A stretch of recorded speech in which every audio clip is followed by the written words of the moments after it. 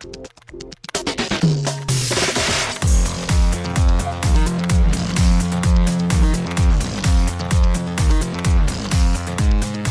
and welcome to Too Fast, Too Forever. There's all kinds of family, we chose this one. This is episode 134, Fast and Furious Spy Racers, Season 1, Lap 7. I'm Joey Lewandowski. I'm Joe too, and this episode's brought to you by the I Spy Memory Game, a game of picture riddles. It combines beautiful photographs, familiar object collections, and rhyming riddles to create brain-teasing puzzles kids and adults can't resist. Shout out to Briar Patch and the I Spy Memory Game. Shout out indeed, and welcome back to the show.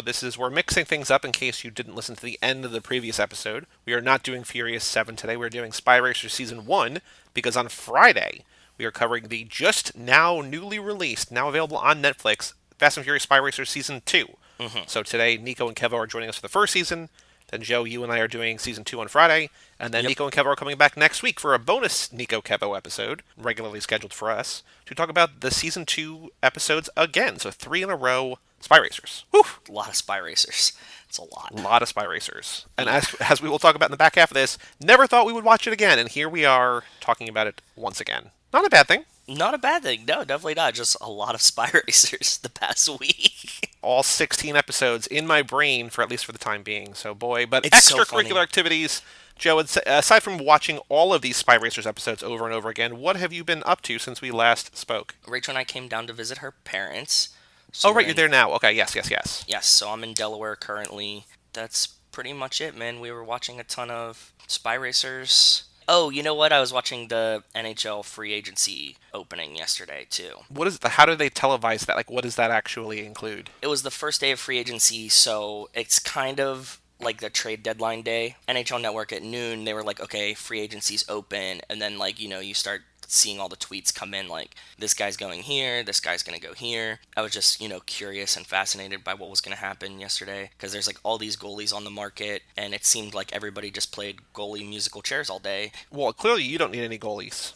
Oh my god, we literally signed another goalie this morning, I swear to god. Very, very cool. That was, like, the joke. I woke up this morning, I was like, Rachel, guess who the Penguins just signed? She was like, is it another goalie? I was like, it is another goalie. So yeah, in the past, 4 days, the Penguins have drafted 2 goalies, signed a goalie, and traded a goalie. Very, very, very cool. It reminds me of like when the Niners like took this punter in the 4th round, and I kept making fun of Zach about it. We're like, oh yeah, you got the best punter in the draft. Like, good job, bud. Well, if you remember back, I don't know if you were following the NFL that closely back then, but like in 01, I want to say, maybe 04, early 2000s, the Raiders took Janikowski in the 1st round. Like, people were like, what? And like, he is, one of the generation's best kickers, and like, he was, the best for a long time, right? But like, yeah, that's a high price to pay. It is, and like, people might not know, but you have to pay people in the NFL draft based on their like draft pick number. I don't know, maybe back then, maybe not. I don't think it was back then. Yeah, I mean, it's different. Like, they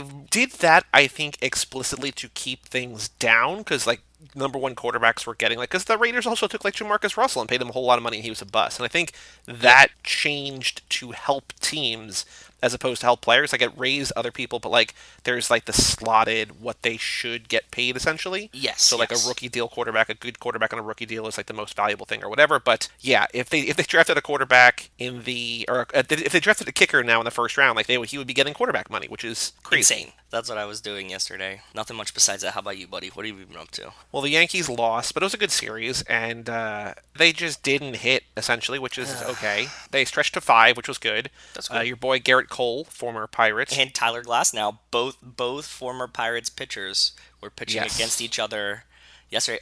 It's like laugh at Pittsburgh Day. The Yankees and the Rays played, like, they had like the Pirates Bowl kind of several times this year. They played Glasnow versus Cole 3 or 4 times, I think.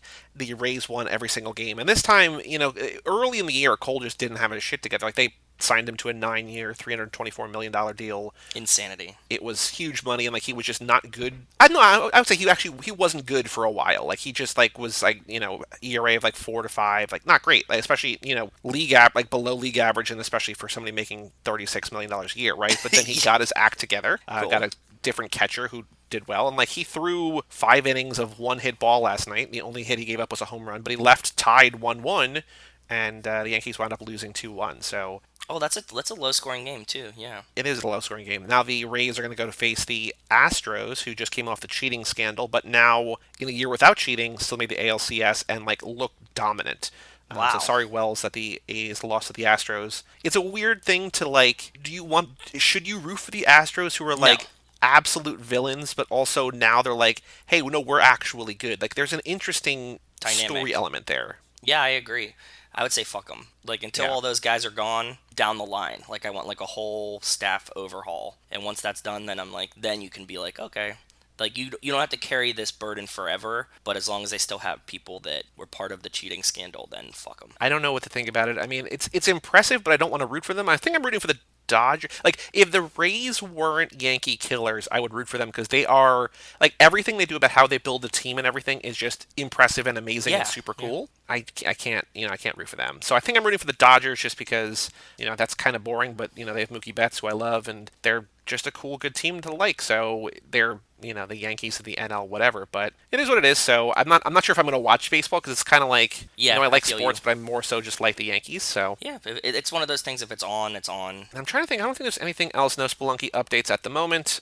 We keep saying this. I don't know if we have explicitly said it, but we moved recordings from Sunday to Saturday because of football. So now there's one fewer day in between, and so these Tuesday episode updates are less exciting just because there's literally less time. I think we've alluded to that, but I don't know if we explicitly said like Yes. why I think Yeah. we both struggle to come up with anything. It's literally 48 hours or maybe 60 hours and like 3 sleeps in there, right? So like there's not time to talk about things. So And we have to catch up for this, right? So like, if you yes. watch Spy Racers, that's 3.5 hours. It's like, okay, well, that's what I did. Also, nothing is really going on in the world, right? Like we're just Anyways, yeah.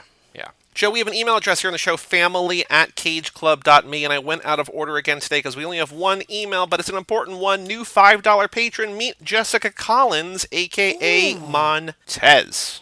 Well, thank you, Montez. It's appreciated. So I'm guessing she's catching up and decided to up her. Right? She was already on it, right? No, she wasn't. This is a brand new patron. Jenny was on it. Oh, Melissa was on it. Melissa. But I That's think what I was. she probably got to the first episode, like where we introduced it or whatever. So I think, Oh, that's cool. Well, good thank for you, her. Montez. It's Yeah, thanks, appreciated. Montez. We already sent Montez a sticker because, like we said, she's core to our DNA. But we're gonna have more stickers coming out to you. So hopefully, you can give one to. I mean, her son was already. You should put one on her baby. Just put one on I the mean, he was baby. holding the sticker. He's already a fan. So yeah, but That's give him awesome. more stickers. Let's make it happen. Exactly. So, without further ado, shout out to Cassie Wilson, Jake Freer, Ben Milliman, Nick Burris, Alex Ellen, and Justin Kleinman, Brian Rodriguez of High School Slumber Party, which, by the way, that used to be like the midway point, and I knew I could take a breath there, but now that we've added a couple people, it's like, I don't know. You're like a battle rapper. Haley Gerbies, Wes Hampton, Christian Larson, Jerry Robinson, Dan the Duke, Hayden, Renato Di Donato, and Jessica Collins, aka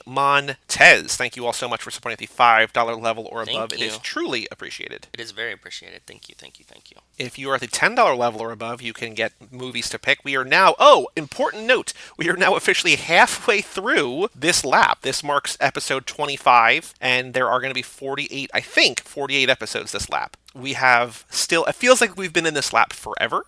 And It that's not has. a It bad thing does. to Nico and Kevo, but like, it feels like forever. We are finally halfway there. So we're not really close to lap 8, but we're closer ish to lap 8. So That's cool. oh, I do want to say before we get into the news. So we talked about this at the end of this episode with Nico and Kevo, but we are Yes. participating in a panel at Comic Con. It's going to be live streamed on YouTube. New York And Comic so Con. stay tuned for information at the end of this episode what that's about. Also, I will say in terms of the link and everything, just stay tuned to our Twitter page at Too Fast Too Forever on there.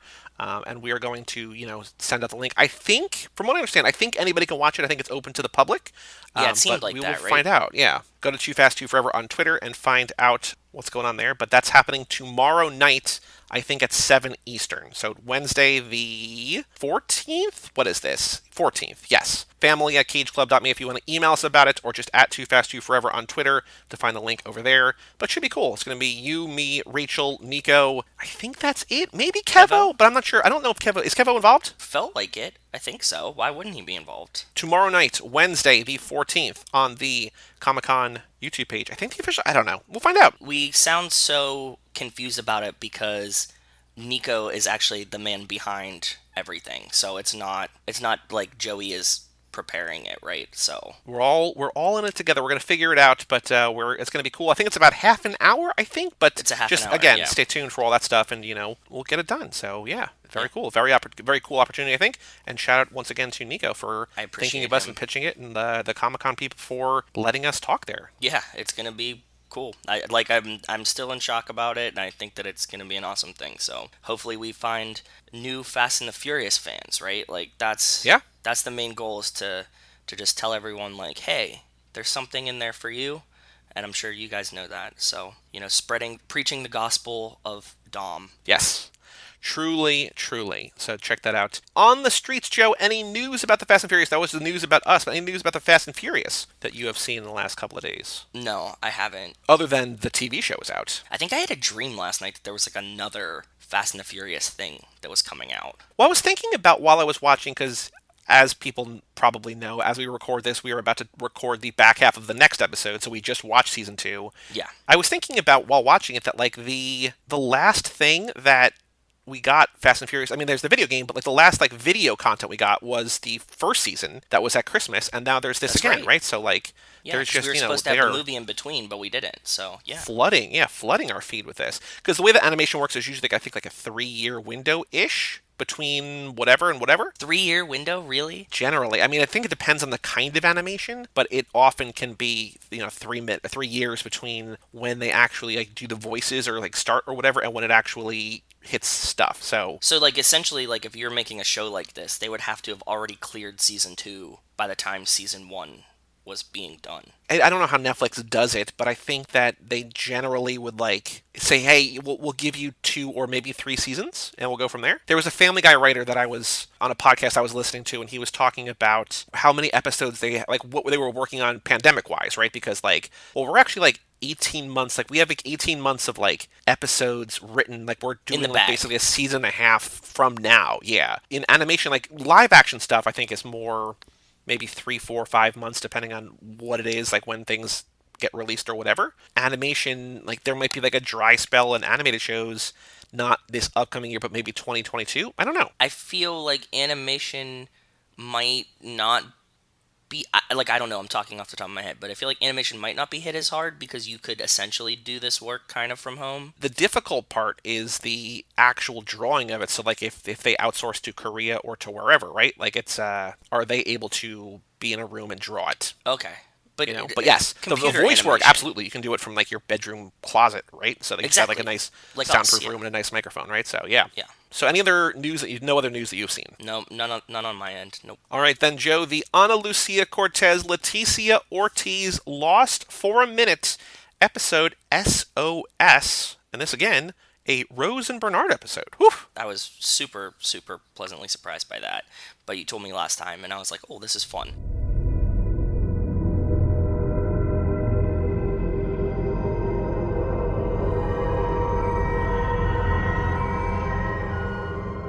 So this was supposed to be just a very quick thing off the bat, which I did not know. Like I don't think I ever read any of the trivia early, like when I was watching the show live. But this was supposed to be like a season 3 episode with Rose and Bernard. The woman who plays Rose, who is L. Scott Caldwell, got busy with other projects, and so they Damn. want to make sure that they told this story, and so they had this happen now in season 2 as opposed to season 3 or whatever, because they just didn't know if because I think she goes away for a while, like she comes back obviously, but like I think just the actor got busy doing other things, and so they wanted to tell the story, and so that's cool. And the sad part is that this was a story that she inspired because her husband in real life died of terminal cancer, and so Oh. this is a little bit of inspiration, because in this episode we find out that Rose has or had cancer. Yes. Maybe the island healed her too, we don't know. We do not know. She thinks that the island healed her. And the power of your mind, man. That's all that Truly. matters. So, what are your thoughts about this episode? We are nearing the end of season 2. Our next episode, as we talked about, is an Ana Lucia episode. She's in a little bit here. Yes. But what are your thoughts here for SOS? The Letty moments, we see like Letty reading, but we get like actually one of the best Ana Lucia Letty crossover moments in this episode. Her wrenching whatever she's wrenching? She's wrenching. She is. She's using a ratchet. What is she doing? What is she working on? I have no fucking idea, dude.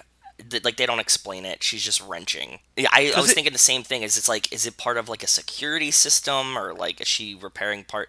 But like she's actively using a socket, so it's some kind of mechanical thing, right? it reminded me of when we were doing the Fast and Furious minute. We're like, what is Leon working on? Like when he's like working just like with wrenches while they're watching TV at night, right? Like it's kind of Yes, one he of was like those rebuilding a things. carburetor or something. Yeah. But like we don't know because it's not like essential to this plot. They just have her wrenching, which I was like, fair play. Why? I don't get it. It was just like, hey, remember her from Fast and the Furious? Let's really remind you that she's in like in Fast and the Furious. I was like, Yeah.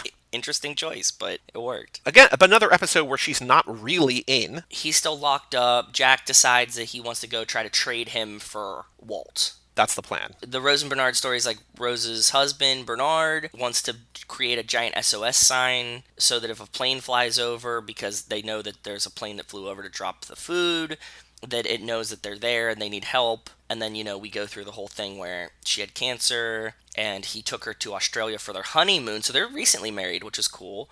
That was something I didn't predict, right? Like they got together as an older couple. He's been a bachelor for 56 years. He's tired of Yeah. waiting, or whatever he says. Yeah. Yeah, that's like a really cool play that like I never really think about, right? He wants to do that and we see that he took her to Australia for their honeymoon because he wanted to take her to this healer. She gets to the healer and he's like, "Can't help you here." And she's like, "Okay, cool." But she lies to him and says, "Yes, I'm cured," because she doesn't want him to constantly be trying to cure her. She just wants to like, spend her last months, years, whatever with him and just, live free. I thought for a second that the healer was Claire's psychic. Remember the psychic who's like, you have Yes. to go to America to get rid of. I'm like, it's just an Australian dude. It's like a 50-year-old Australian dude who I just confused as a different person. But yeah, You had Australian, like every Australian Australian looks the same. blindness. Yep.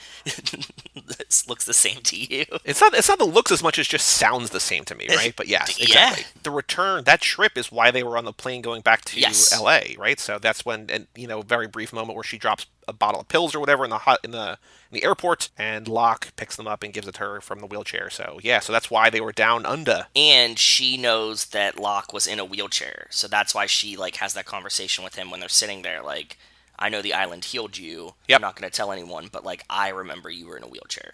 Yeah. I just wanted to murder Kate so bad in this episode. Jack and Kate are walking to go try to find the others to make this trade, and there's like a baby doll on the ground, and Kate's like, "What is this baby doll?" And Jack's like, "Don't touch it, Kate."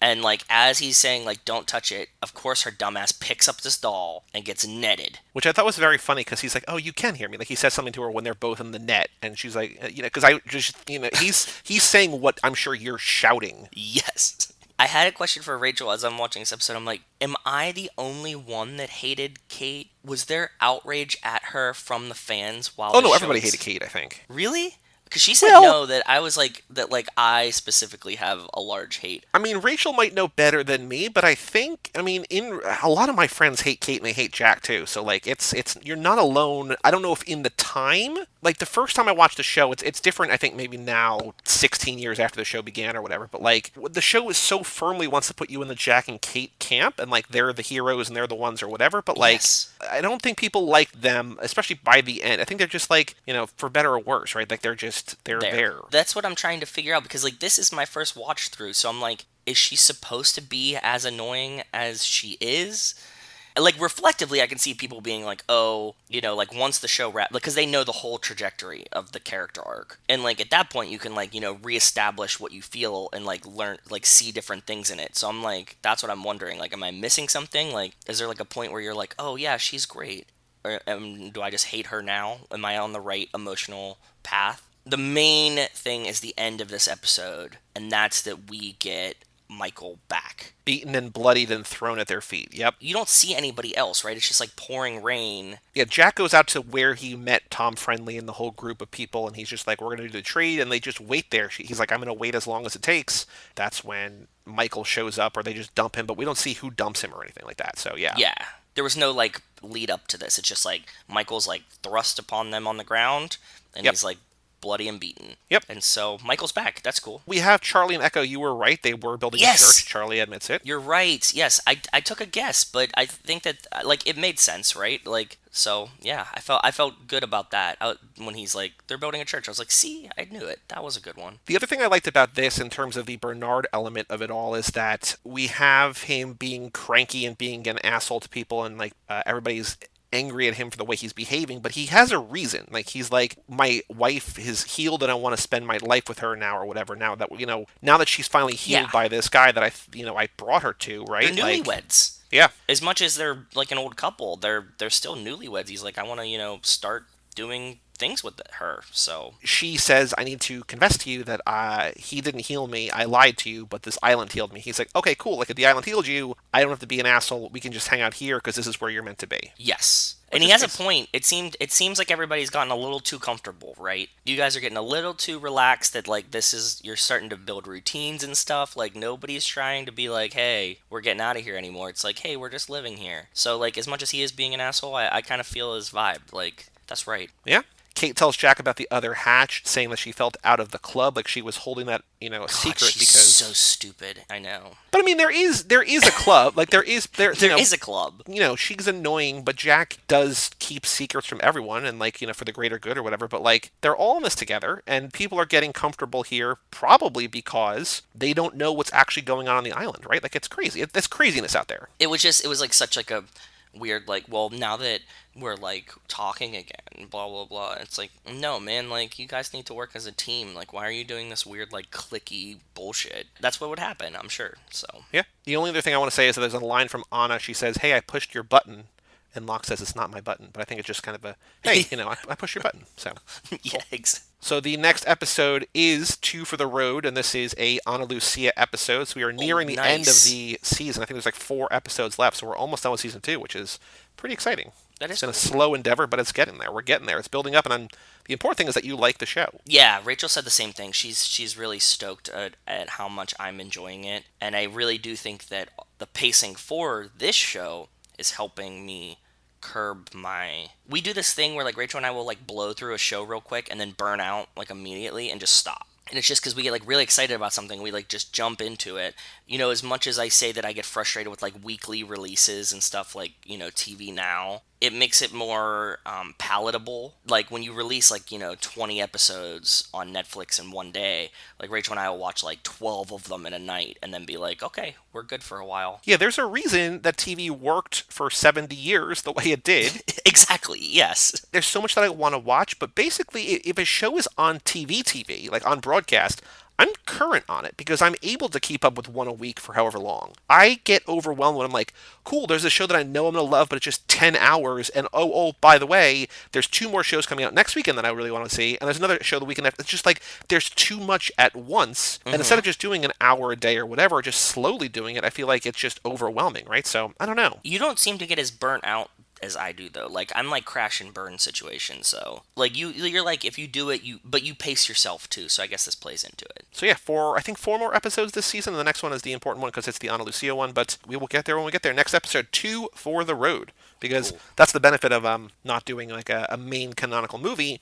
No deleted scenes, as far as we know, right? So that we can just keep going with the Lost for a Minute and the Fast and Furious Minute, which we'll do now. Minute 92, and it's a complicated title on purpose. I called it R.I.P. Jesse, parentheses, last name unknown, parentheses, question mark, question mark, question mark, question mark, to 2001, question mark. We don't know his last name. We don't know when he's born. We also don't know if we're actually taking place in 2001 or not. I think it's probably 2004, as we talked about, like as Wes has written in, right, with the revised timeline. But yeah, so we don't know anything about Jesse, but R.I.P. Dumb. I'm so scared right now. I don't know what's going on. Jess! What were you thinking, man? I don't know. I'm panicked. I'm sorry. I'm scared. I don't know what I'm doing. Will you please help me?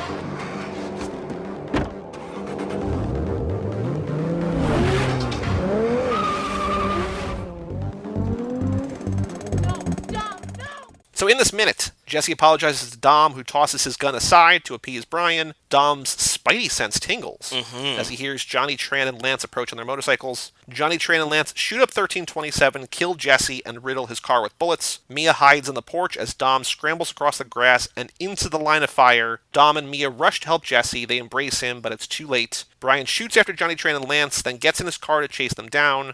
Dom gets up to follow as Mia begs him to stay. This is a great minute, and it's, again, another self-contained one. It's like the full of Jesse getting shot. It was powerful, that's for sure. Yeah. The Spidey sense thing is great. I like that a lot. Good call. Three of them get it. Like, Dom Yeah. and Brian and Jesse all get this, like, slow motion turn. Mia's the only one there who doesn't. Yeah, you're right. I think I attributed Jesse's to Mia, but when I remember it in my head, even after watching the minute now, I imagine that, like, everybody but Jesse gets a Spidey sense. Yeah, no, with Jesse's is the saddest because he knows, it's the end for him. So you found some cool things. I do not know what you found this minute because you said, don't click on this.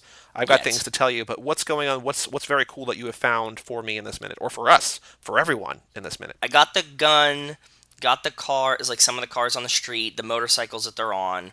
That was the normal stuff, okay? So first, check out the location of the scene. Is this different from just the 1327 house? Oh, yes, that camera angle is perfect. Yep, that's how they come up. Okay, so I got that, right? And I'm like, okay, that's cool. And if you look, Bob's Market or Toretto's Cafe is actually right there. And the way that they Very cropped cool. the shot, if you could see just to the right of the stop sign in this minute, you would be looking at Toretto's Cafe, right? Yeah. It's pretty much the exact angle that they're pulling up around. And I was like, that's interesting. The other thing that I did was we've never really done this before, or at least I don't remember doing this. So I knew that he was coming around the corner down the street from Dom's house, right? So I was like, okay, what's the address of the Toretto house? And it's 722 East Kensington Road, okay? That's 1327. That's 1327. We knew this, right? That's one thing that, like, I know that we had found it, but I would never, like, it's one of those, I don't know the address, you know what I mean? But yes, Yeah. I believe you. Now, click on the don't click here yet one. Oh, it's blurred out. Did you know this? If you go to Google Maps Street View and you try to look at the Toretto house from Street View, it's blurred. I wonder, I mean, I know why, but I also wonder why. I don't know. There's a parking cone on their steps, so people just, like, don't fucking come up my steps and take pictures on the porch, because that would be really annoying. The house is just blurred on Street View. Like, why? You're right. Like, this is what I was thinking. Like, you have to know that you bought the Toretto house, right? That's the thing, because we talked about before about, like, when I visited from afar, respectfully, the Walter White house, like from Breaking Bad, and they were, like, so angry. It's like, yeah, but, like, you bought the house or you, like, let them rent it. Like, what did you expect? Yeah, and even if you're, like, a new buyer of the house, like, it's not like buying a car. Like, if you knew a car used to be a rental car, right? You'd be like, oh, I bet people beat the shit out of this rental car. Yep. Like, it comes with the territory, right? Like, so that was a really interesting thought that I had, like, a really interesting thing that I found out this time, that you can't do it. You're absolutely right. It looks like there's an apartment building to the left of it. So you were right. There was like, oh, there's like stairs that go up, but they kind of live next to this apartment building. And the other cool thing is if you turn around and look across the street, that would be our bedroom that faces the Toretto house right there. And you see there's like a window. So I'm imagining maybe we need to do like a split wall so that when we're both naked, we're not like standing, side by side looking at the Toretto house. We'd kind of have to like split that room through the middle so that you get a window, I get a window, and we can both stare at the Toretto house at night. I wonder how long it would get boring. I feel like after, like, a week, it'd be like, yeah, cool, okay. And not even a week. Maybe not even a week. Like 6 hours. You'd be like, I just want to Airbnb it. I don't want to live there. I just want to Airbnb it. I was actually before you said that, I was thinking, like, I wonder if this house is, like, for Airbnb rent.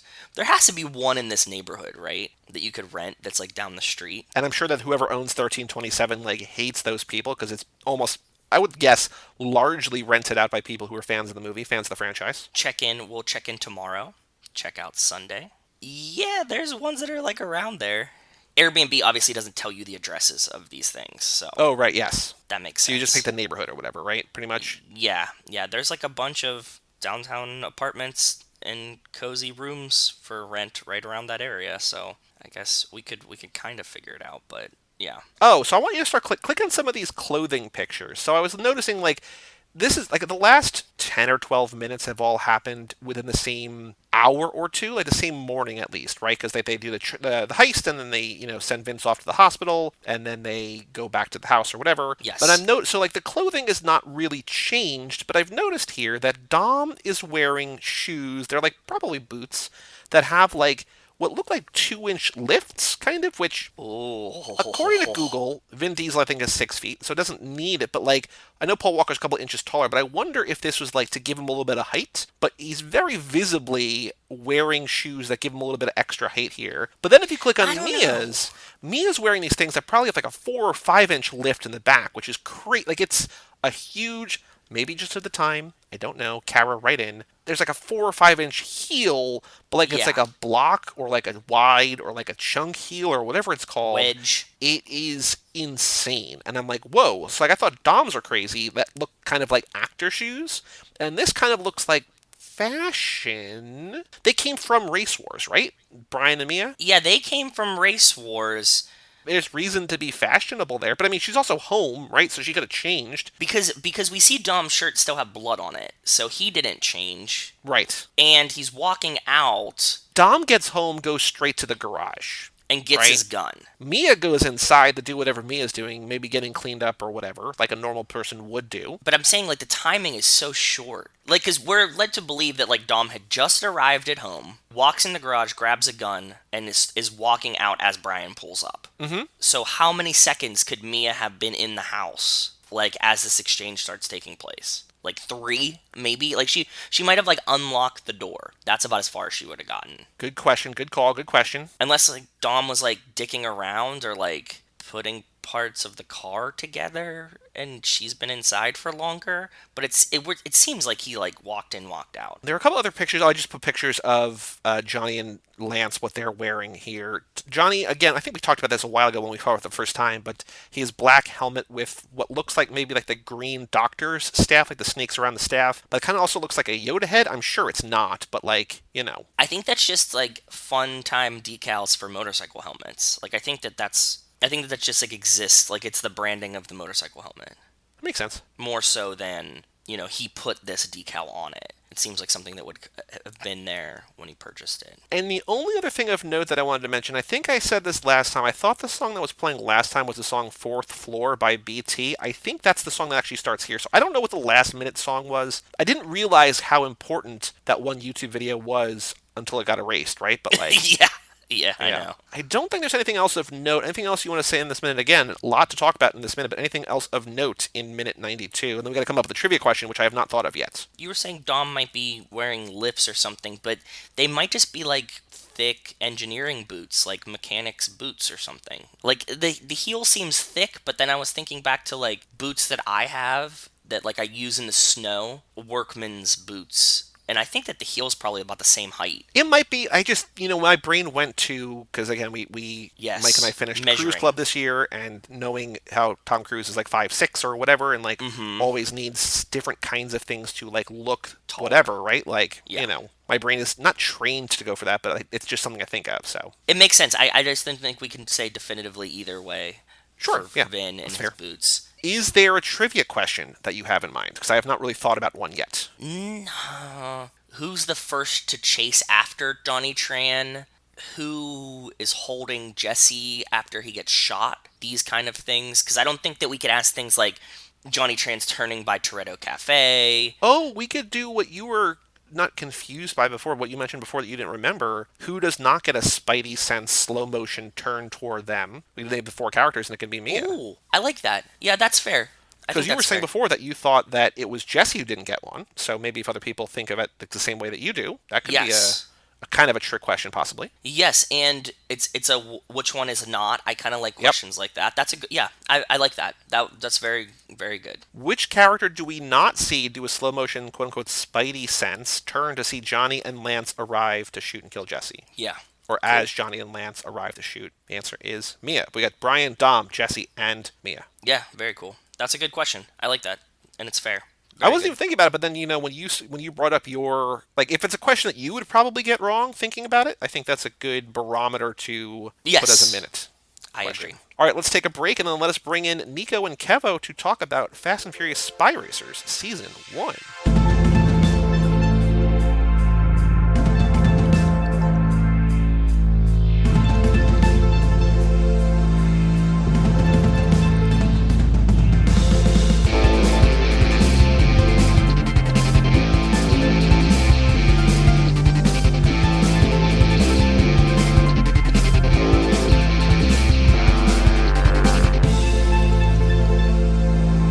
Welcome back to Too Fast, Too Forever. This is episode number 134, Spy Racers Season 1. This episode is brought to you by I Spy the Memory Game. Beginning players search for matching pairs, while advanced players solve the riddles. It encourages visual discrimination, observation, and memorization, and no reading required.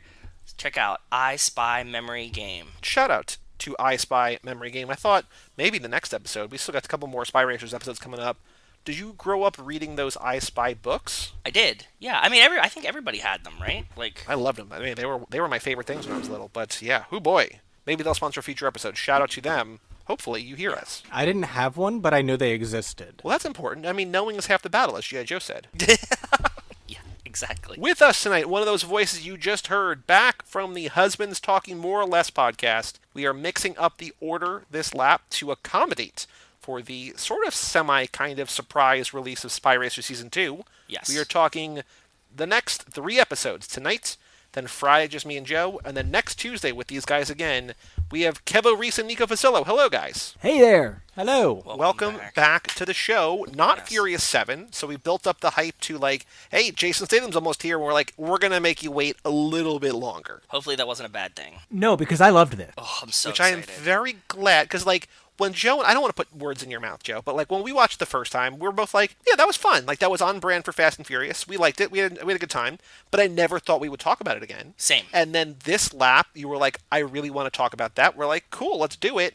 And then your excitement for this is so unbridled and pure that I can't wait to hear what you guys think about this, because I don't have a lot of new thoughts, but I'm interested to hear what you guys liked and loved and were interested and fascinated by with this show. Yeah, no, I mean, we're psyched. We normally start with like the either or questions, but we don't have any for this, so I can't really do that. So we can just like dive into it if you want to get into it. I don't know if I have a clutch Letty moment. I'm sure that there are plenty. What did you know about, what did both of you know about this show before we began? Or did you just know that it exists? I mean, I know that you knew Tyler Posey, but what did you know about it before, and like how did it compare to what you thought it might be or was going to be or whatever? I pretty much only knew its existence. I didn't know anything about it, really. Okay. You got me beat. I didn't know it existed till these guys told me it existed. I don't think it really was like big or like publicized or anything, like even promoted on Netflix really. So yeah, it kind of came as a surprise to us. I mean, we were obviously watching out for like news and things like that. It definitely wasn't as hype as I thought it could be. Netflix definitely has a notorious promotion problem. Yeah, it feels like that for sure. Like their strategy is just to inundate everyone with content, and then what organically rises to the top, then they will promote. But there's a lot of things like this that really don't get the light of day, even with an IP like Fast and Furious, because whatever reason, fill in the blank, right? Like there's too much other stuff, they didn't promote it, whatever. We talked about it the first time, like who is the target demographic for this show, right? Is it like kids? Because like kids probably wouldn't be watching Fast and the Furious.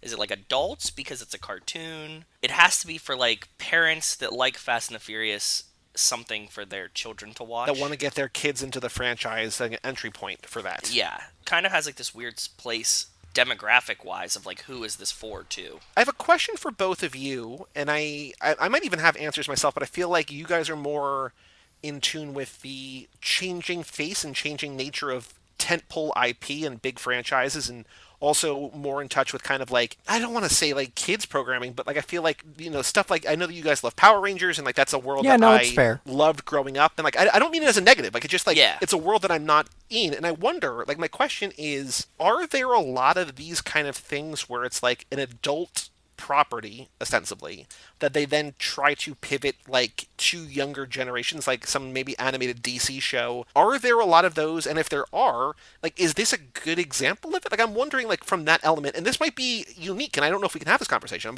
I don't know the context, the background, so I'm wondering if there's actually, like, a trend here or not. Well, we're not just familiar with a bunch of different kids shows. We do like Power Rangers, but we love a whole bunch of other different things, and we actually like a lot of the different DreamWorks Netflix TV shows. Okay. We were pretty okay fans of Voltron. We loved She-Ra. We're enormous fans of the Tales of Arcadia series, and these are all DreamWorks Netflix properties. And they definitely do all blur the line, as, you know, cartoons even did when we were young, but they blur the line between who is this targeted at. Troll Hunters seems like it's going to be a silly kid show, but it's actually pretty freaking dramatic. Same for Voltron, same for She-Ra. This is actually lighter than a lot of the other shows that we've seen from DreamWorks Netflix. Interesting. I saw it when we were watching it. It is light, but I didn't know that in the scope of things that this would be lighter than most. I think one of the things is that you guys think that this is an adult franchise is really interesting to me, because there's nothing about this film that is an adult franchise. Even when you think about Jason Statham, outside of his R-rated early films like Transporter, he's sort of become one of those, it's the Jason Statham action movie, I'm going to take my kid to go see it kind of guys. When I think of Jason Statham, I think of The Meg being one of the most successful horror films of all time because it's technically a monster movie. Get the fuck out of my genre, okay?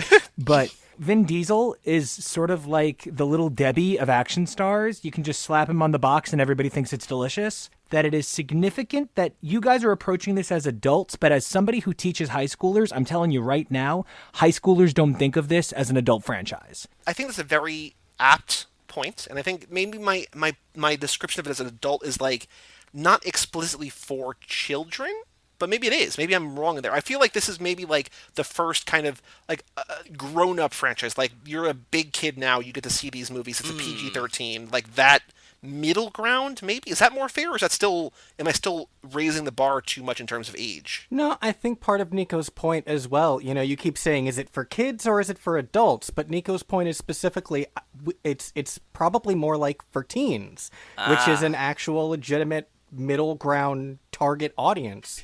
Especially a show like this, I imagine that it is trying to target either the younger kids whose older siblings really love these movies, or perhaps even young parents who love the movies and want to be able to share some part of it with their kids. But I would probably say that Fast Furious is mostly targeted at young adults, which isn't to say that adults can't enjoy it or even kids can't enjoy it. I think labels like that are more to tell you who the target audience is, not to tell you whether or not you should be watching it. You know, in talking about that it's for young adults, and I make this joke a lot, I used to make this joke way more on Now and Again, when I was on Now and Again. This brilliant motherfucker right here, Joey, got my friend into podcasting, and then my friend got me into podcasting. One of the things that I definitely used to talk about is how many movies I used to turn on and then not watch so I could, bang. The reason I bring that up right now is because I kind of feel like the Fast and Furious movies are put them on and not watch and kind of bang movies, right? So, like, if you can imagine watching a Fast and Furious movie in a smoked out dorm, you can absolutely imagine watching Spy Racers in a smoked out dorm. And I won't hear you either way on a no. Especially because Tyler Posey. I always refer to them as, like, movies that you make out in the theater to, right? Like, it feels like the same kind of thing that, like, you'd go there and you could kind of get a scope of it when you're a little bit younger, but still come home and tell your parents that you went to go see a movie and, like, what it was about, but you were just making out in the theater the whole time. Yeah, and, I think part of it kind of does tie into the actors associated with this project. I do appreciate that it's kind of hard to even imagine how this acting crew came together. First of all, Pop, we have the actor who plays Magnitude running down as Frosty. Oh, is that really? Is that him? Yeah. Yo, pop. That's Magnitude / what is his name? Yeah, Lee Jordan from the Harry Potter movies. And you have Tyler Posey, who, I love him from being the lead character on Teen Wolf. Now, Teen Wolf is a really bad show. Like, it's an MTV show. I like things about it, but it is not produced with a lot of love. It's produced with a lot of energy. Okay. The cast and production quality are a lot better than anything having to do with the writing whatsoever. Yeah. And so, like, I'm literally looking at a plush I bought of Tyler Posey at a Teen Wolf Con. I'm like a really big fan of the actor more than there's something about a smoked out bro that loves to just play with his dick that just really kind of connects with exactly who I am. And so I really appreciate Tyler Posey being in this because he's exactly what Kevo was saying, that sort of young adult market where you can kind of pull him in. But then for me, the most significant casting in this entire show is a Tony nominee from Hamilton. It is so important to realize that Renee Elise Goldsberry plays Ms. Nowhere, and she's better known as Goddamned Angelica from Hamilton. So I didn't connect those things until you just said it. Right? Yeah. And so every time she said anything, I literally stood there going, I know my car like I know my own mind, like the whole time.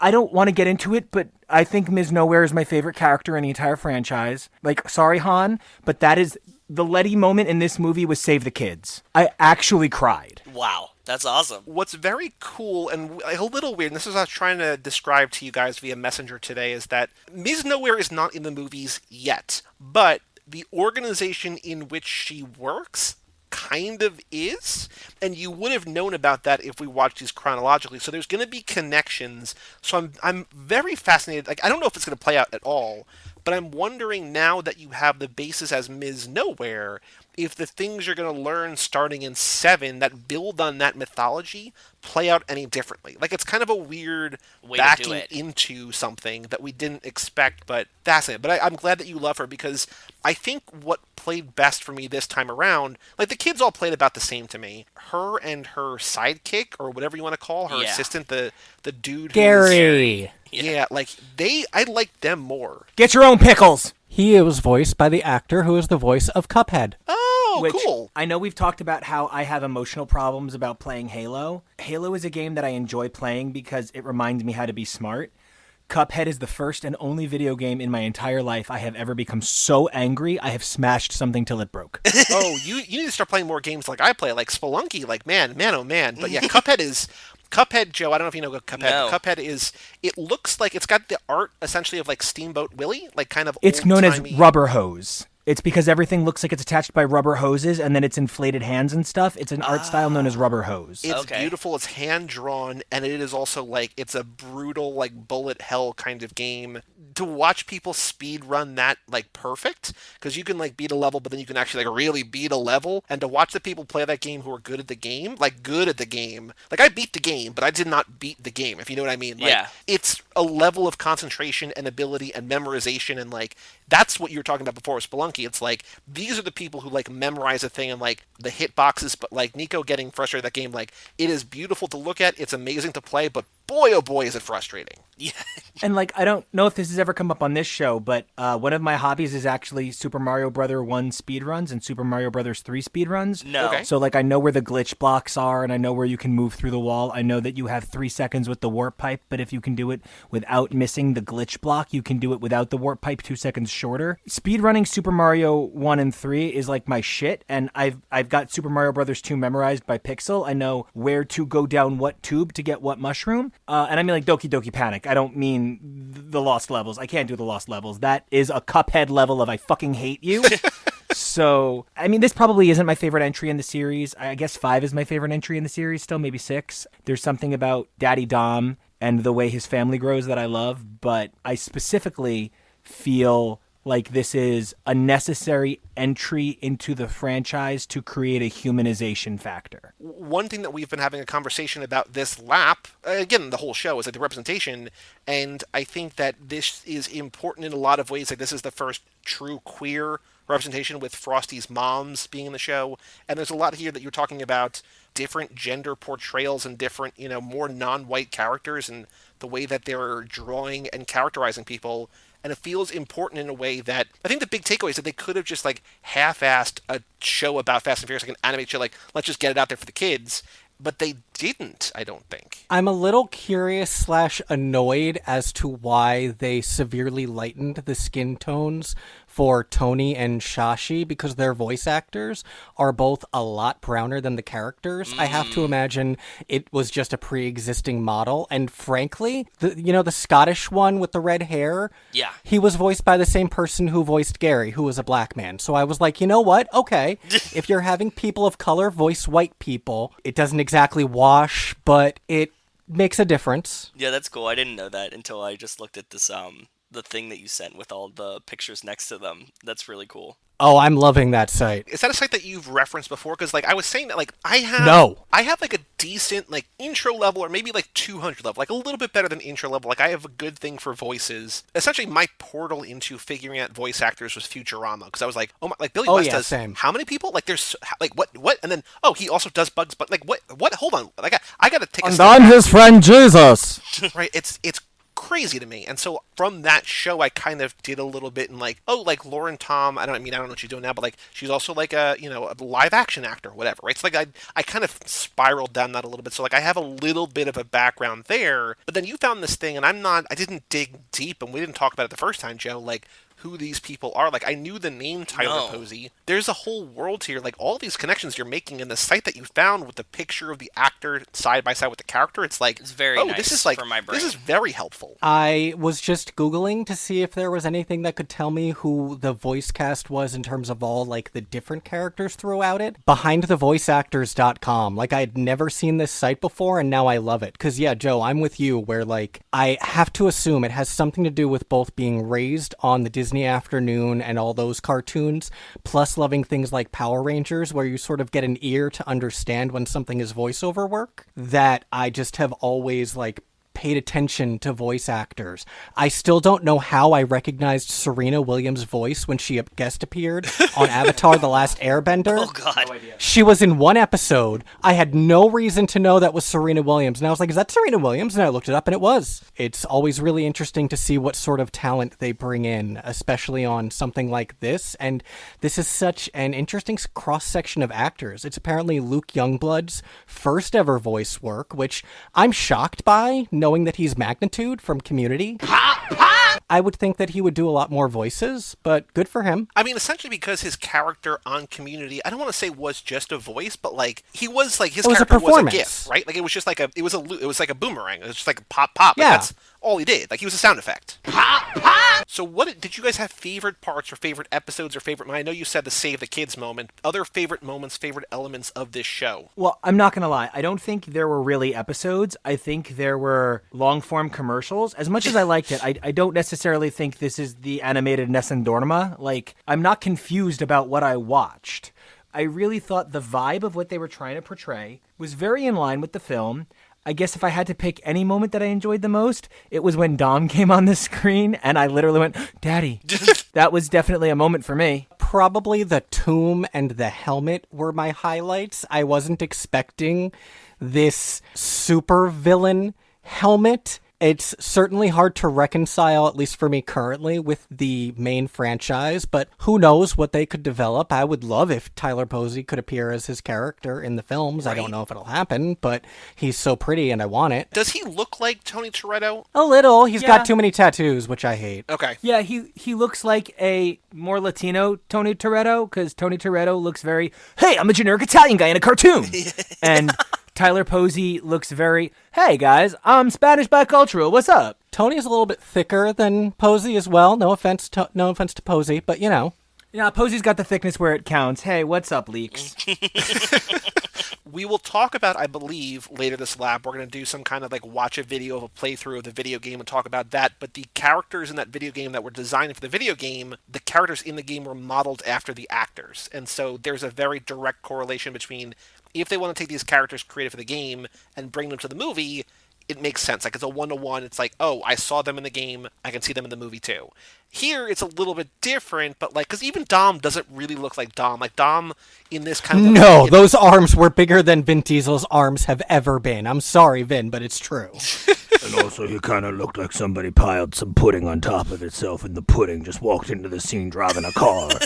And like, that wasn't my but I did love when he was like, You guys really think that just some group of thugs could kidnap me? You guys should know better. I'm Dom. Oh yeah, I only thought for like 5 seconds that he was actually being kidnapped, and then I was like, oh, this is a test. Cute. It's cute. Yeah. What did you guys think of the way that they implemented Dom? Because he's in, I think, the first episode and maybe the last episode, or one toward the end, right? Where it's a Yes, little bit first in the and beginning and a last. little bit toward the end. What did you think about how they sprinkled him in? I mean, they did what they could with what were clearly limited appearances from Vin Diesel, which I respect from him because I'm sure he's very expensive. Executive producer Vin Diesel. Yeah. Oh, and Frosty's sister is voiced by his daughter. Oh, By Vin's really? daughter? By Vin's daughter, yeah. That's awesome. Oh, that's really cool. I didn't know Right? that one either. Yeah. It's about family, you guys. Well, I can't wait until we do the Fast and Furious Minute for these spy racers and actually like dig into it, down in 2028 or whenever we get to it. I think it's beautiful you think it's 2028 and not like 2052. Probably gonna be like closer, like 2035. Maybe we'll get to these, but it is what it is. Yeah. Would you say this is not made for you, or is it made for everyone? Like, I'm not sure how to going back to our conversation. Like, I don't know how to describe this really. I don't think. Okay, so I want you guys to think about how cartoons function in terms of the way the mind appreciates them. And like, I'm not being Okay. funny. I'm really serious about that. One of the things you need to remember that cartoons like this rely on is the ability to bend reality a little bit further than an action movie can. The structure of this show is how can we take the Fast and Furious franchise and like dick fuck it a little bit. A franchise that already, by the movie that we all just last watched, had things like Dom jumping across bridges and slamming into cars. Like, it's Yeah. already a pretty cartoony franchise. Yeah. Yeah. And there's a point where like I know I talk a lot about dicks, but you know what? They're cool. And it was hard not to notice that Sashi had like a huge bulge like the entire show, and it looked like somebody took a globe and just cut it in half and shoved it down the back of his pants and was like, that's an ass. Right? Yeah, the body models on these characters sometimes, I was like, who is this for?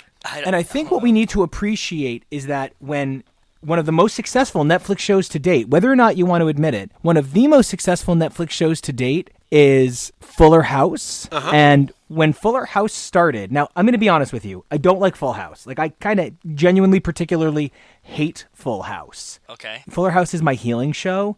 When I was diagnosed with panic disorder last year and I literally was too scared to get out of bed, my husband was like, let's just watch this. Maybe this will bring you some joy. No, I believe exactly why we watched it was because of your girlfriend. So it's possible that I'm chemically obsessed with Marla Sokoloff. Anyway, She's Gia from the original series, and she was a regular character in the first 5 seasons of The Practice. So Kevo convinced me to watch her first episode, which she was in a band in, so I was like, oh, okay, I'll watch more. And so I fell in love with this show. Joe, do you have a history of Full House or no? Yeah. I watched it all the time as a kid, and when Fuller House came back, I think we watched like the first season. I know that it's been continuing, but we watched it when it first came out, and I was like, yeah. It's not the show it needs to be until Jimmy Gibbler joins the cast. Once Jimmy Gibbler joins as the new Kimmy, so Kimmy can become someone new, Jimmy Gibbler is like the most roided out, sweet, baby-faced boy you've ever seen. He's like 6'2". he's a bimbo. Yeah, he's a himbo.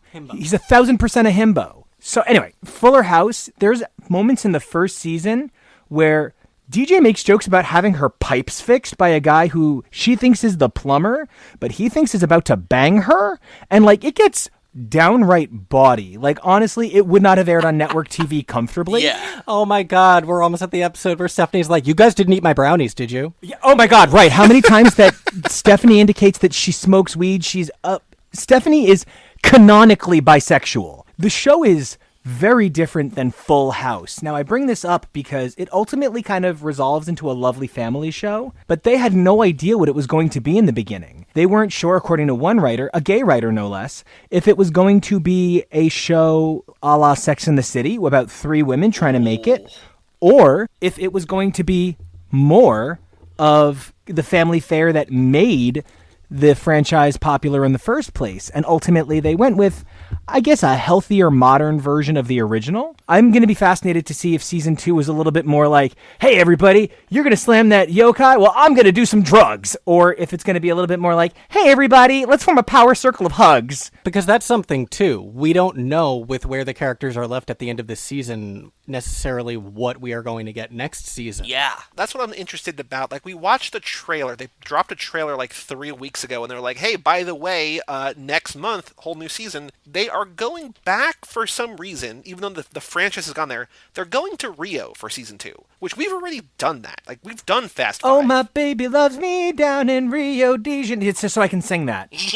There's only so many places, Joe. Have you guys not caught that this whole fucking thing is aimed at me? It's nothing but hot guys, dick jokes, and the opportunity to explain the evolution of inclusivity in film. Well, you're welcome, and I also am glad that, like, instead of referencing the X-Men on here, you're now referencing Fast and Furious on X's for Podcast, which just makes me so happy. Ooh, very cool. I can't stop referencing it at all. And there was this scene in the most recent issue of Excalibur where I swear to God, if you guys think that scene between Betsy and Opaluna Saturnine, who we have stand in this house since Kevo met me, like that was one of the first things I said to him, you have to read Captain Britain for Opaluna Saturnine. If you could read those two women and think anything but, yeah, those are men about to punch each other, I was just like, no, that's 1000% Hobbs and Dom. Or as you said it, two generals about to go to war. Yeah, it really was. Oh my God, these movies are not perfect. As a teacher, sometimes a paper comes across my desk and I read it and I think to myself, this is bad. And I think to myself, it missed the point of the assignment completely. And then I think to myself, but there's spirit. There's SPIRIT. It's great to see they got it. It's spirit. Hey, let's hear it. And I got a Mariah reference in. And I find myself excited that even though I sometimes think that this franchise sometimes has trouble not pissing on the seat and getting it in the bowl, but I honestly understand that it's because it's got so much piss it wants to share with everyone. And it's not on the floor, it's not on the walls, it just, gets the seat sometimes, and we've all been there, we all do it. We do. I do it. I know Rachel probably does it too. Exactly. So it's a literal pissing contest.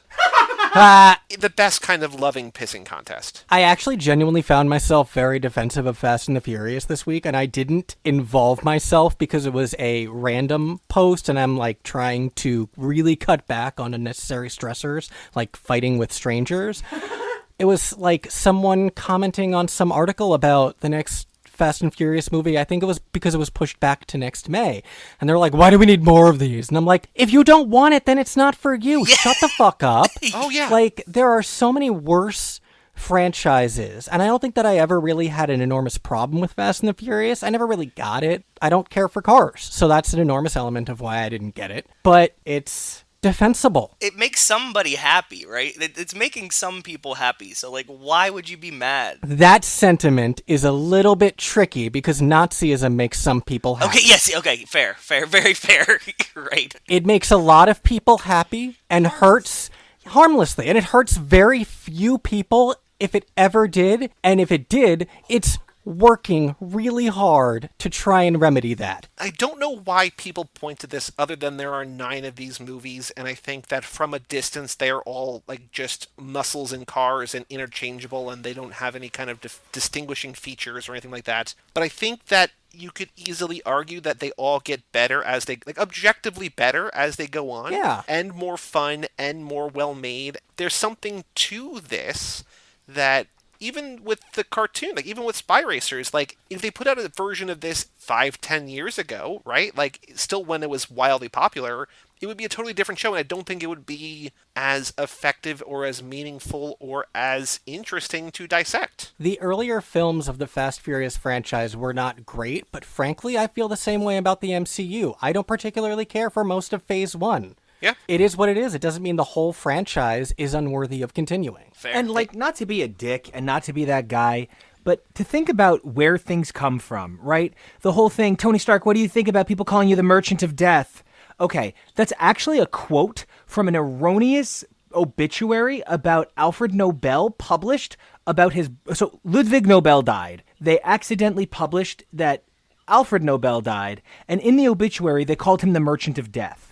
And in that obituary, he was so horrified that people would think that his weapons were to create war, not peace, that's why he created the Nobel Peace Prize. Because he wanted everyone to know that his only legacy wasn't dynamite. I mean, they literally fucking stole that for Iron Man, word for word, and they combined it with some Howard Hughes. I love that that's historical, and I love that, but Kevo's exactly right. It's just lifting from something else. So what? The Fast and Furious borrowed from like Four Loko and NASCAR. Okay, who cares? They make fun movies. Speaking of Four Loko, I want to make a quick note here about Nico's beloved Yoka. Joe, I caught a reference this time around that I did not catch the first time because we had not seen the movie what was yet. it? But in the second episode, they're doing the transporting the Yoka from Canada to Mexico in 24 hours. I was like, oh, that's a Smoking the Bandit situation. That's just them, speed running cores from the Rocky Mountains to the Deep South, right? Like that's that. Like it's 100% Smokey and the Bandit, and I didn't catch it till you just said it. You're absolutely right. That's exactly what they're doing. Oh my God, can I tell you, at the end of the season, when they were like, why don't we go to Japan? I was like, no! Nobody goes to Japan! No one's allowed to go to Japan! Yeah, he got pretty ragey.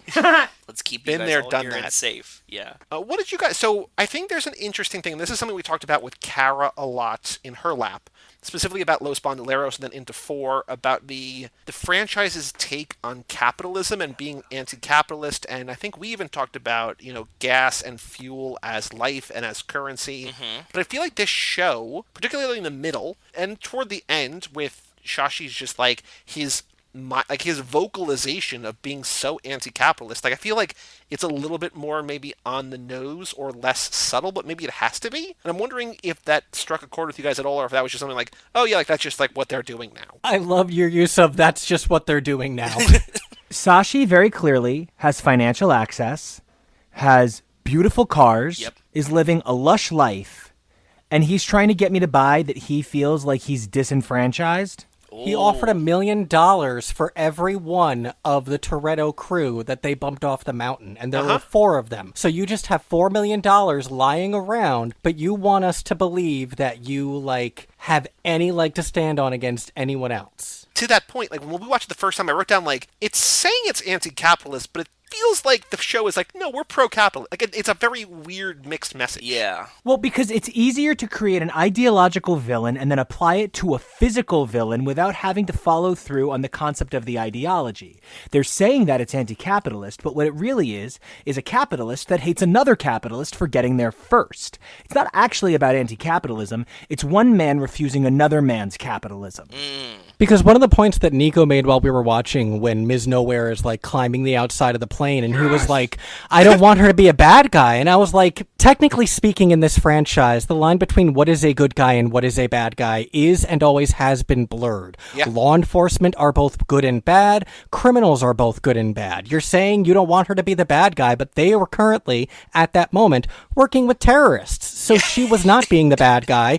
She was pursuing these kids who had turned terrorists. Yeah. So, it's complicated. Well, they even make a joke about that in this, right? Where they're like, we don't usually let the bad guy be briefed about the secret mission or whatever. They're even making jokes there's no line even internally. A lot of what we're talking about here is how this animated series is trying to test the waters for something. And I'm sorry, I do have to bring up X-Men now, but it's because I love you and I want to prove the value of what you do. I want you guys to think about Ultimate Spider-Man, the cartoon that came out about 10 years ago. Okay. And I want you guys to think about who was in it. Do you guys remember who Spider-Man's best friends were? No. Luke Cage and Iron Fist. Okay. The characters that 5 years later they would introduce as live-action major characters on Netflix. We were already way too old for that cartoon, so they are probably not versed in it. I want you guys to start considering how many years before a major film came out that the characters were added to the animated lineup. And now consider how they use that as a methodology of gauging audience interest in advance. So follow this logic for 1 minute with me. About 5 years ago, they started introducing Kamala Khan into visual media. After that, they continued to put her in more and more animated series, giving her Marvel Rising. From there, she got the lead fucking role in the unfortunately poorly reviewed, but I'm still playing the shit out of it. I don't care. I barely have internet connection right now, and I'm playing on data so that I can play as Kamala Khan, Ms. Marvel. All of a sudden, she's getting a TV show. What they've done is they've put her in the minds of children so that when they have the buying power, they spend it on Kamala Khan. So if anything, Spy Racers is probably testing ground for what kids coming up who are the next demographic for Fast Furious So that's might actually Exactly really what- fascinating. Yeah. Because as we talked about, I don't think we've ever pieced this together, but they've talked about how 10 might be split into 2 parts because that's, again, just what they do now. What you do now, yep. When did we start deciding that numbers were 2 numbers? 10 is 1 number! Well, they were saying maybe Fast 10 and then Furious 10. If they do that, I'm on board either way. It doesn't matter. That does make me laugh. Yeah, I kind of also need like an and 10. That's the mid-quill. It takes place in Havana. Everyone drives an Oldsmobile. Joe has been pitching a lot of ideas in the show about how we could reboot it after 10, because, like, they're not going to stop making movies. No. Like, they beat Thanos, the Avengers beat Thanos, but they're not done with MCU. They're just moving on, right? There's a new generation of superheroes, essentially. Like, there's going to be... I was like, oh shit, the Hulk car beat Thanos? Spoilers, I'm so sorry for Fate of the Furious. I'm so sorry that Thanos shows up and they beat him there first. Yeah. But this is actually, to your point about, like, the 5-year window, in 5 years or so when they reboot it, like, we're talking about having Dom's kids or Brian, like, whatever. Like, We whoever, thought, like, young Dom, young Brian. like, yeah, next these- generation of, like, the existing characters, but maybe it's just these people, right? Like, maybe it's Tony Toretto and his friends. People who watch the movies might not know him, but in 5 years, the people who are going to be 13, 14, 15 going to the movie theater to make out with their girlfriend, their boyfriend, whatever, or smoke out in a dorm room somewhere, this is the people they grew... This is their Fast and Furious, right? Yes, it's why, despite the fact, and this is another thing, I dragged Joey's wonderful countenance kicking and screaming into the Fantastic Four franchise, and now, he's doing a lovely job. He's kicking less, he's screaming less, he's very about the thing. I'm into it. Think about how poorly reviewed those movies were, how not phenomenally they did at the time, and now consider how much energy and buzz there is around getting Chris Evans to reprise the role of Johnny Storm in a multiversity capacity. Or how much talk there's been about the potential for John Krasinski to play Reed Richards and even his wife to play Sue Storm. Oh, God. That was Emily Blunt as Sue Storm. Hell yeah. Hell yeah. I mean, Emily Blunt is the thing. I would give her any role she wanted. I would also give Emily Mortimer any role she wants. I would say Emily Blunt as Victor Von Doom, just like make that character interesting for once, please. Thank you. Okay, but now I actually need Emily Mortimer to play a semi-grown-up Valeria and just kind of like wander into scenes and be like, I miss Uncle Victor. I have to go to bed. And like, if you're a fan of Fantastic Four, you get that she's obsessed with her Uncle Victor. Her Uncle Victor is her best friend. It makes sense in the comics that Valeria is hyper in love with Doctor Doom as an uncle figure. He's a good avuncular figure, and he's very nice to Franklin. I'm going to stop now because Kevo's giving me the hint. You're wildly misjudging. You're not misjudging your audience, but like it's falling on deaf ears, and I am sorry. I just do not have the reference base. That's completely fair. I mean, Valeria wasn't introduced until 1998 anyway. I mean, yeah, I stopped reading comics in 1997. Actually, that might be around the same time. I mean, you know what I grew up on. I grew up on Crisis on Infinite Earths and The Death and Return of Superman. That was the mid-90s, right? So, like, that's... Well, Crisis was the 80s. Yeah, Crisis was 85 to 86, and technically, accidentally features the first appearance of John Constantine due to a weird publishing date error. So that's the only reason I ever remember that's 85, 86. That's so perfect for John Constantine. It really fucking is.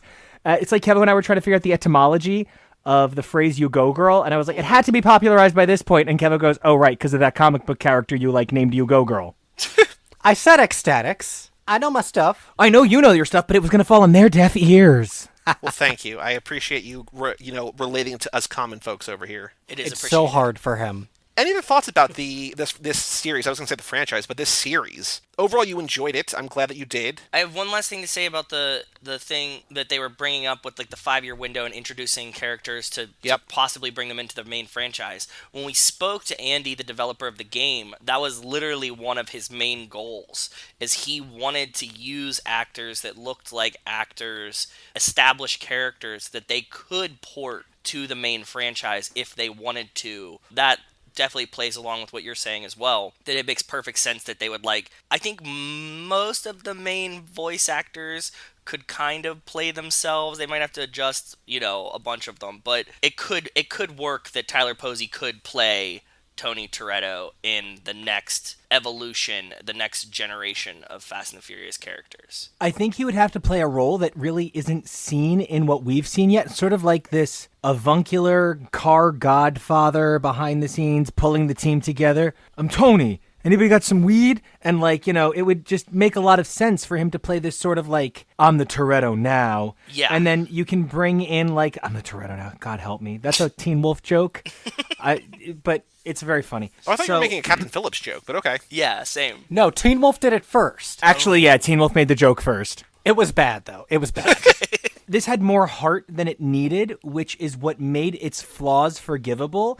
However, the thing we haven't touched on that really upsets me, Kevo and I were so stunned by the willingness to subvert animation trope to highlight exquisite sequences. That's something we love about the Tales of Arcadia gang, that when they want to show something specific and powerful, they do it in an alternate art style to make it lift off of the page in a way that is dynamically transformative of the story they're telling. And there were some sequences here that really genuinely I thought were so stunning they could have been whole episodes of animation, but of course that would be for a show with a more considerable budget that's already proved itself. Like which ones? Like all the Yuka ones? And the sequence where they're describing what the skeleton key does and Guy jumps up on the car. Yeah. Bless his heart. Something I definitely appreciated about this that I had been concerned about at first, because the first 2 episodes really do function as a 2-parter.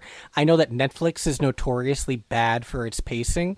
I am watching the new Kenny Ortega show right now, Julie and the Phantoms, which is adorable, but every single episode ends in the middle of a scene and picks right back up. And I'm like, Ugh, yeah. you're not chopping up a movie, you're making episodes. That's not how episodes work. But apart from the opener really flowing from one into the next, most of the episodes do stand individually, and I liked that. If I have one punch the wall, like, you know when you're just so mad, you're like, ah, and you hope your scream makes something explode? Why in God's name wasn't Sean in this? He could have had a purpose. As like a 45-year-old mentor to these high school kids. I wish that he would have been like, I just graduated high school. And I'm 37, bitches. Exactly. It's Steve Buscemi walking in. Hey, fellow youths. Exactly. Okay, so there's Frosty, who is lovable, and I actually like that is kind of femme. Frosty, like, does not play hard masculine, No. and I really appreciate that. I love that Echo even got to have some action sequences with those motherfucking grapplers at the end. Those things were like some of my favorite gear in any of these movies ever, and they weren't even in a car. I thought Layla was... Yeah, Layla fell into some really horrendously misogynistic tropes. It was disappointing. Did she say she was from North Cadillaca? Yes. She actually said she was North Cadillac. Yeah, she said she was North Cadillacan. I think they thought by giving her magical unicorn hair, that would make us forgive the fact that she's a bastard. But, no. She's white, but she's edgy, so her ponytail is multiple colors. Just her ponytail, though. Exactly. You still have to see that she's blonde. But Do you did see you guys it? know that she's a lone wolf? Did she say that? Did you communicate that? Did you pick up Oh that my she's God. a lone wolf? It's actually part of her character description on the cast list of the Wikipedia article. So the fact that they then kept saying it in the show, I was like, fucking stop. You better only be using the word wolf this much because of Posey. Well, and I kept thinking because of the way they were splitting the audio, I kept hearing it as, I'm alone, comma, wolf. And I just kept thinking, who the fuck is... Oh, right, they're just saying a dumb line. I thought Cisco was a really great opportunity that they kind of wasted a little bit, and I feel bad feeling like they kind of wasted it a little bit because I guess they didn't really, but they kind of did, and here's what I mean by that. I was a little thrown why Cisco was this big, thick dude who's a boxer. That's a good opportunity to have, like, you know, some thickums show, right? You know, get yourself a nice thick boy. At the end, when we see him sort of shirtless, he was pretty fit. And I guess my problem is anybody who was portrayed as overweight or not fit and in shape was kind of like a background character. And that sounds a little silly coming from me who lives at the gym, but like I do care about inclusivity. And you didn't always. You used to be incredibly overweight. You know that. Yeah, I was 300 pounds and I couldn't do a single push-up. So like when animation is the opportunity to have very real-looking people do very not real-looking things in a dynamic way that bucks the trope, I'm a little disappointed when you don't take that opportunity. And they even have him as like a punchline, like he's the one who eats cookies and then gets excited when there's more cookies, right? Like it's the same. Like that's Yeah, He's the sweet fat friend. yeah. he's Hunk from Voltron. But Hunk actually got to be fat, which was so hot. Which will, like, I mean, like, right now we're watching Lost Season 2 because Michelle Rodriguez is there, and, you know, we're talking about Hurley, and Hurley is given more to do, and, like, his weight is a focus in things, and, like, it's an element, like, the episode we talked about last episode is when he just, like, gets rid of all the food, then they find more food that was dropped, but, like, he's more than just that. Like, yes, he is, if you're breaking everybody down to their stereotype, Yeah. like, he is the fat guy, but he's more than that, right? Yeah. I guess you don't have as much time in 8 20-minute episodes, as lost as 50 hours in or whatever we're in to, like, in the series. But like, it is a bummer that they don't allow themselves to do more with that character, because you're right, like, the potential, the limits of animation are endless, right? You could do whatever you want. Like, you could make him fly, who knows, right? So They did. Frosty flies. Right, well, hold on. We have to go back. So I wanted to point out that I also thought that it was incredibly significant that Ms. Nowhere, and this is so fucking phenomenal to me, she played the Hobbs. When she was like, cuff me, it's fine, I was like, oh my God, she's the dutiful soldier. Holy shit, a woman of color is the dutiful alpha soldier. She understands that her stake in this is secondary to the larger picture of what's at stake. Because, like, I love Tony, but I want to fuck Tony. Like, I want to, like, be Dom. Like, I want to be like, Dom, bro, teach me to be you. And him be like, nah, man, you gotta just be yourself. Nobody can be anybody else. You know what I'm trying to say? And I'm like, yeah, man, I get that. But, like, teach me how to be Dom. And he's like, nah, man, you were with Nico. It's super cool. And I'm like, no, change my name to Dominico. I'm into it. Like, that's what I want from that. But Tony is such a schmuck. Tony's like a baby boy. Tony has to do an amount of growing that is beyond the scope of the amount of growing Dom had to do. In that regard, Tony's more of a Brian. Okay. But he's a Brian with a significant last name. So what does that mean about the interaction? Well, okay, I'm going to say something that Kevo's probably not going to like, but that makes Layla the Dom. I kind of hate her. So this isn't the Fast and the Furious. She's the wrong side of the tracks one, trying to get the good guy to do the bad thing. I mean, I think she's the Letty. In a weird roundabout way, I kind of think that Frosty is the Letty. Okay, because I was going to say it's not Echo. No, Echo is unfortunately more of the Han. Really cool, really cool looking, a great aesthetic, but really underutilized in a dynamic way that allows the character to retain a sense of mystery. Yeah, I can see that. I like that. Yeah. So yeah, I mean, on the whole, I guess what I mostly have to say is it was a bunch of cool character models, and I liked the ways that it pushed the franchise into the supernatural. I thought that the helmet looked exactly like the fucking cosmic Ghost Rider was a little bit too much for my brain, but I can forgive it. I thought it looked like Zorn. Okay, like my precious Zorn, a little bit, I see it. There's a few things. Like, it was a little bit generic. Like a Mr. Freeze on fire. I also thought maybe a little bit when he was like, my drones, my birdie drones, was a little bit too much for me. If I had been on Match Game, I would not want to have matched with him. So it was certainly interesting, but like, I don't know. I think this was shortchanged at 8 episodes. I think this deserved 12, perhaps. Tony is a terrific character. He has a lot of growing to do. Ms. Nowhere is the star of the show. And I mean, again, you're talking about a Tony-nominated actress who knew how to fucking sing the house off the walls. Yeah. When I think about the power of Hamilton, it is the cast. It's not the world's most perfect show. And it's just proof that Renee Elise Goldsberry knew how to bring life to, like, anything. She made this feel so powerful. The problem with giving something like this 12 instead of 8, though, is that people aren't going to use that time well. They're going to instead stretch the season to 12 episodes. And I would have really, really hated that. I was blown away by how quickly Shifter turned on the kids, because normally things like that are drawn out so much longer. I wanted more, but I fear they wouldn't have done better with more, so I'm comfortable with the amount that they got. I just hope that it's doing well. I'd love to see this get, like, at least a 3rd season after, too. I hope the bad guys in the next season are Clutcher. Like, we didn't even know, like, I think we kind of left the first one having not really heard about it, and, like, we have one listener who tried to get his son into it, and his son was like, Dad, this is boring, like, I'm not into this. And so, like, our anecdotal evidence was not in this show's favor. And the way it ended, it kind of like left it open, but didn't really be like, and then next time, you know? So we were like, okay, they probably did this one and that's it. But for them to get a 2nd season already, I'm like, about it. Going back to what Kevo was saying, like, way earlier in the episode about, and then comparing it to the 8 versus 12, like, this is essentially kind of chapters in a movie as opposed to individual, like, they kind of stand alone, but they're also, it does kind of feel just like a 160-minute thing. And I think if it was 12, there would probably be episodes, like, I feel like a lot of the issue that a lot of people have with the, not necessarily early Netflix shows, but maybe like the shows a couple years into when Netflix was like churning out content, is that I think a lot of people point fingers at, and I don't want to insult because I haven't seen a lot of it, but like a lot of that Marvel stuff, they're like, it doesn't need to be 13 episodes. It could be like 9 or 10, and they could cut out a couple in the middle.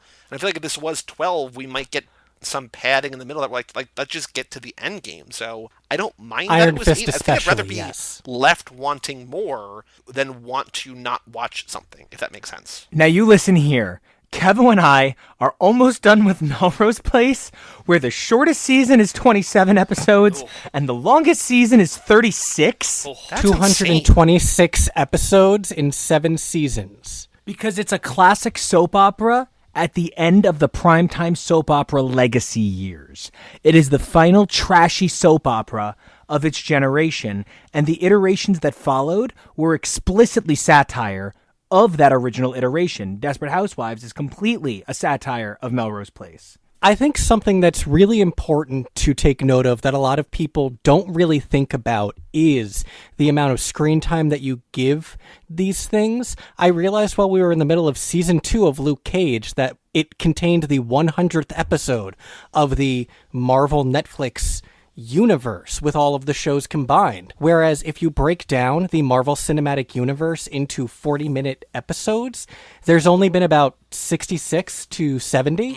So there is literally more screen content for the Marvel Cinematic Universe on Netflix alone than there is from the movies. And, you know, I brought up the Melrose Place thing to Desperate Housewives because Desperate Housewives and Lost and Grey's Anatomy, the three of them actually spent about 5 years vying for the #1 show in the world. And at any given point, it was one of the three of them or CSI. At any given point. Now, Desperate Housewives did tend to win in the end, on the whole, in the international markets because it was aimed at women. And women didn't get a lot of things aimed at them, so it was an enculturation that mattered. And, like, look, my favorite thing is satire, and my favorite thing is Desperate Housewives. And I think Desperate Housewives at 25 episodes a season is sometimes unfucking believably intolerable. Once Upon a Time was only 22 episodes per season, but once they hit season 3, they started cutting every season in half. The first 10 or 11 were one arc, and the last 10 or 11 was a completely different arc and villain, because they seemed to understand if you try and stretch these things out too far, you're really just going to break it. Every time you stretch the apple whites out, you lose the incest. Any other thoughts about the show before we play a couple games? No, I just honestly am excited about season 2. Same. I thought it blended a really interesting mix of sexuality and lightheartedness in a way that I think is accessible to children. And I mean that kind of legitimately. If we're saying that this is aimed at teenagers, it does give them that, oh my God, this is almost dangerous kind of feel without them being like, I saw so many titties, right? So this gives kind of what it needs to give. I do think that the male models are a little too sexually rendered, but I think that has more to do with trying to maintain in a world where Vin Diesel and The Rock and Jason Statham are your pinnacle points. Yeah. To not have Saji be masculine in a threatening way. You know, I'm saying that he came off very sexual and that he had these bulges, but he was never a rapist. And like, that's so significant that a man of color was not reinterpreted for being sexual as a sexual predator. While he was indicated to be someone with a sexuality by his body's content, he was not someone shown to be threatening with it. I mean, and also he kind of went down like a little brat. Like, I mean, like he was like a little child being put in a corner when Tony hit him. I don't know. I'm really positive on this. Do I think it's the greatest thing in the franchise? No, but I certainly enjoyed giving it my time. Perfect. And anything that I would say I found minorly flawed from the series would probably be a product of being from a producer like Brad Halland, who produced The Penguins of Madagascar and that sort of fare. It's thinking about the kids. Sometimes that can get a little bit too silly or out there. To make a quick comparison, I don't know how many of you are fans of Korra, but it's of note that Tim Hedrick, the other executive producer, was an executive producer on Korra, and the end of this season's battle with the drone control was just straight the fuck up the Vaatu battle from the end of season 2 of Korra. Like, I mean, there were some visual elements in common, and I don't mind that because it was so transformed, it didn't look the same. Yeah, okay, and yeah, the mask looks a lot like Vaatu too, because the black with the glowing red. Yeah, okay. And the energy controlling the world around you. Oh, and there were throwbacks to slightly to Fantastic Four, actually. We thought that one scene where they were in the street and she had to do the zip away. I forget what it was, but we were like, oh, she did the thing with the Johnny Storm with the thing and the follow the fire and the missile. Oh yeah, followed when she held the flare and she was having the heat-seeking missile follow her. We were like, she's Johnny Storm. And it even kind of looked like the New York set where they defeated Doctor Doom. Do you agree, Joey? I can't disagree. Perfect. I will say that I know nothing about Cora. All I know is that I love Janet Varney from the podcast world, and she is the best and the greatest, and I love her forever and ever. She is the best. For the record, I got to see her at an amazing panel where they showed my absolute favorite 2 episodes of the entire Avatar universe. And you can totally cut this, but so you know, in IRL, seeing her interact with fans, she is literally that level of living kindness. It was such a genuine feeling of joy that her fans gave her a standing ovation when she walked out. She could barely get herself back together throughout the panel. It was one of the most rewarding seeing someone famous I've ever had. And then it turned out she was playing a big old bi girl. She also has one of the greatest laughs of anybody I've ever heard either. She is just pure and full of joy herself, too. So my last question for everybody is, if you have one thing on your wish list for Season 2, what do you want that to be? I want it to be cars they can control with gloves and helmets. Okay. I want them to take the technology, and I want them to be able to drive virtually. And then that's what they're using the whole season. They're using this sort of virtual driving. And in the end, no, it's got to be a person behind the wheel, because that's family or something. Ooh, that's a Well, good what if they one. just, what if they have the Shuri tech from Black Panther, where they can control from afar like that? Oh, yeah, that's exactly what I'm saying. Ooh, I have one. Go. Cartron. Yep. I want a car Megazord. I was thinking something simple along the lines of, like, I want to see, like, a Letty cameo. Oh, yeah, no, for sure. I would love to see more of the cast from the films. Even if it's not Letty, like, practically anyone would make me happy. Exactly. Like, I want to see ludicrous, like, Uncle Tej. Same. Like, Yep. Sashi's uncle, Yes. or Frosty's Uncle Tej, right? Because, like, that's where he learned how to hack, right? Like, that would make sense. That would Exactly. be cool. And that wouldn't be weird because they would have grown up in the same neighborhood, probably. Yeah. So, like, that does make sense. Yeah. Yeah. All right, cool. The first game we have to play, everybody's favorite game. This ain't no 10-second race, a.k.a. boy, do we have a podcast for you. So, Nico, I will give you time to grab a couple of tweets. I will review last episode's tweets. Oh, it did make me weirdly happy in the first episode when they said 10-second car. I was like, he said the thing!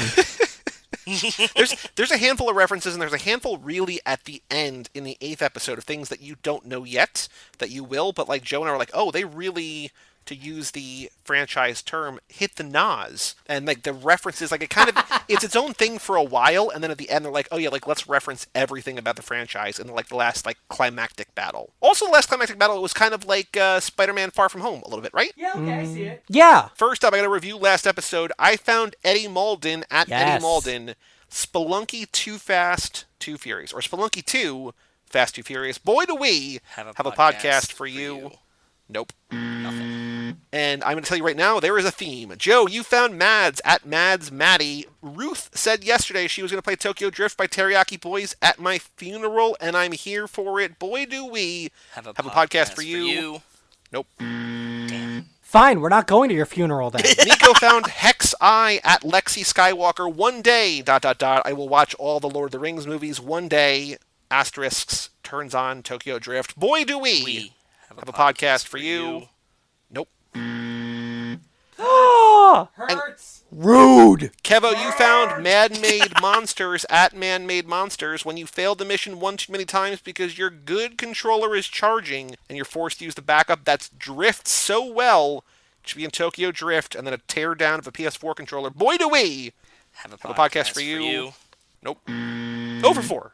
We are That's back like a normal on our run grind. for us, though. A lot of cold fish last week. All right, You know, fine. Nico's Let's just like, try it again. You guys came in like a good run there, and you thought points came by easy. We're taking it old school. This is not an easy time here. This is a hard game. I'm going to argue that this says more about Tokyo Drift than it does about us. Fair. Wow. Totally fair. Okay. I have delivered 4 of the finest Twitter tweets that Twitter tweeting can twat a tweet. Am I going first? Yeah, you can go first. My tweet tonight is Emily at Serve Me the Sky. I am paying for HBO Max with the intention of watching Lovecraft Country and Watchmen eventually, and yet every night I find myself watching Fast and the Furious Spy Racers or Supermarket Sweep because that's all I have the mental capacity for. Boy, Supermarket Sweep is literally my religion. I know, I love it too. I thought that this is our target demo. So boy, do we have a podcast for Emily. You see, the issue with this, and this is what we run into every time, is that you're tweeting about a thing that we're talking about tonight, but if she goes looks at the feed, Spy Racers is not there, right? So, I mean, You it could is tell her, Fast and Furious. but this was the whole thing. We were like, you could be like, hey, we love Fast and Furious Spy Racers, and Supermarket Sweep, and... You gotta tell me the thing. I sent the regular tweet to her already. No, okay, I thought we were doing addendums. Okay, fair, that's fine. But no, I mean, we can do addendums, but, like, we haven't... Then delete it and be like, hey, check this out. We love Spy Racers and... I also want to let you guys know that Supermarket Sweep evidently started in the 1950s and used to go town to town and settle in other grocery stores. What? So you should go on YouTube and Google original black and white Supermarket Sweep. What? To make your brain hurt, UK Supermarket Sweep, British Supermarket Sweep was absolutely the most upsetting thing I've ever seen. Did you just say go on YouTube and Google it, you boomer? Google just means search. No. Anyway. Well, because like the British one was so ridiculous. They were like, "Oh, this is a product filled with ham and cheese." They're just so awkward and dry, and for the first sweep, everybody ran without their carts at first, and then it's like, come back for their carts. They don't run over there. It's not their fault. It's because just it's a an tiny island. It's an Exactly. island. Yes. I want to marry you. So, Nico, which one? I'm assuming you want the Tyler Posey one. I want the Tyler Posey and the Pablo. I want both. Get me.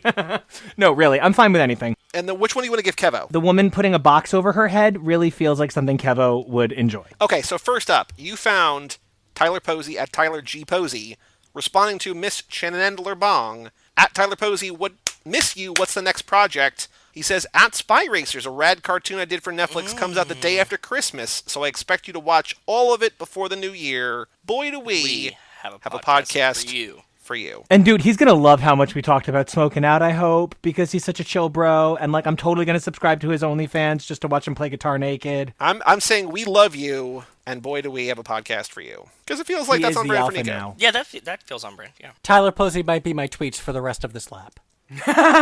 Yes. And Joe, you already got a point from Serve Me the Sky, liked the tweet. So I'm going to count that next time. But the custom tweet, I mean, That should get extra. Yeah, that should get like live flashpoint extra. Ooh. And for you being so kind and generous and mentioning it, you should get honesty points. well, thank you. Kevo, you found Bacon Nico at We Are Bacon Nico. Pop quiz, see if you can catch which songs I'm singing on Netflix's Spy Racers. Gonna go hide in my blankets now. Okay, thanks, bye. Here's a hint.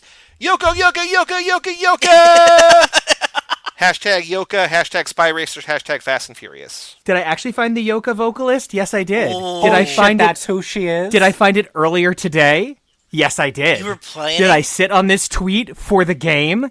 Yes, I did. We love you. Be our friend. Oh, thanks for giving me this tweet. Yeah. I understand you're taking Posey now. Thank you. I actually saved this one for you. He's so good to me. I'm saying I we just love think you're Spy cool. Racers, we love Yoka, and we love your music. Boy, do we have a podcast for you. Thank you for including music. It's all about the music, really. And Yoka, Yoka, Yoka, Yoka! Yoka. Then we have a bonus one from Nico and Kevo. From Aaron Kaufman at @just_tank. Watching Fast and Furious Spy Racers with my kid. Pretty impressed how they adapted this for a younger age and older. At the same time, the style is awesome. Boy, do we have a podcast for you. And your kid, maybe. But And your probably kid. not.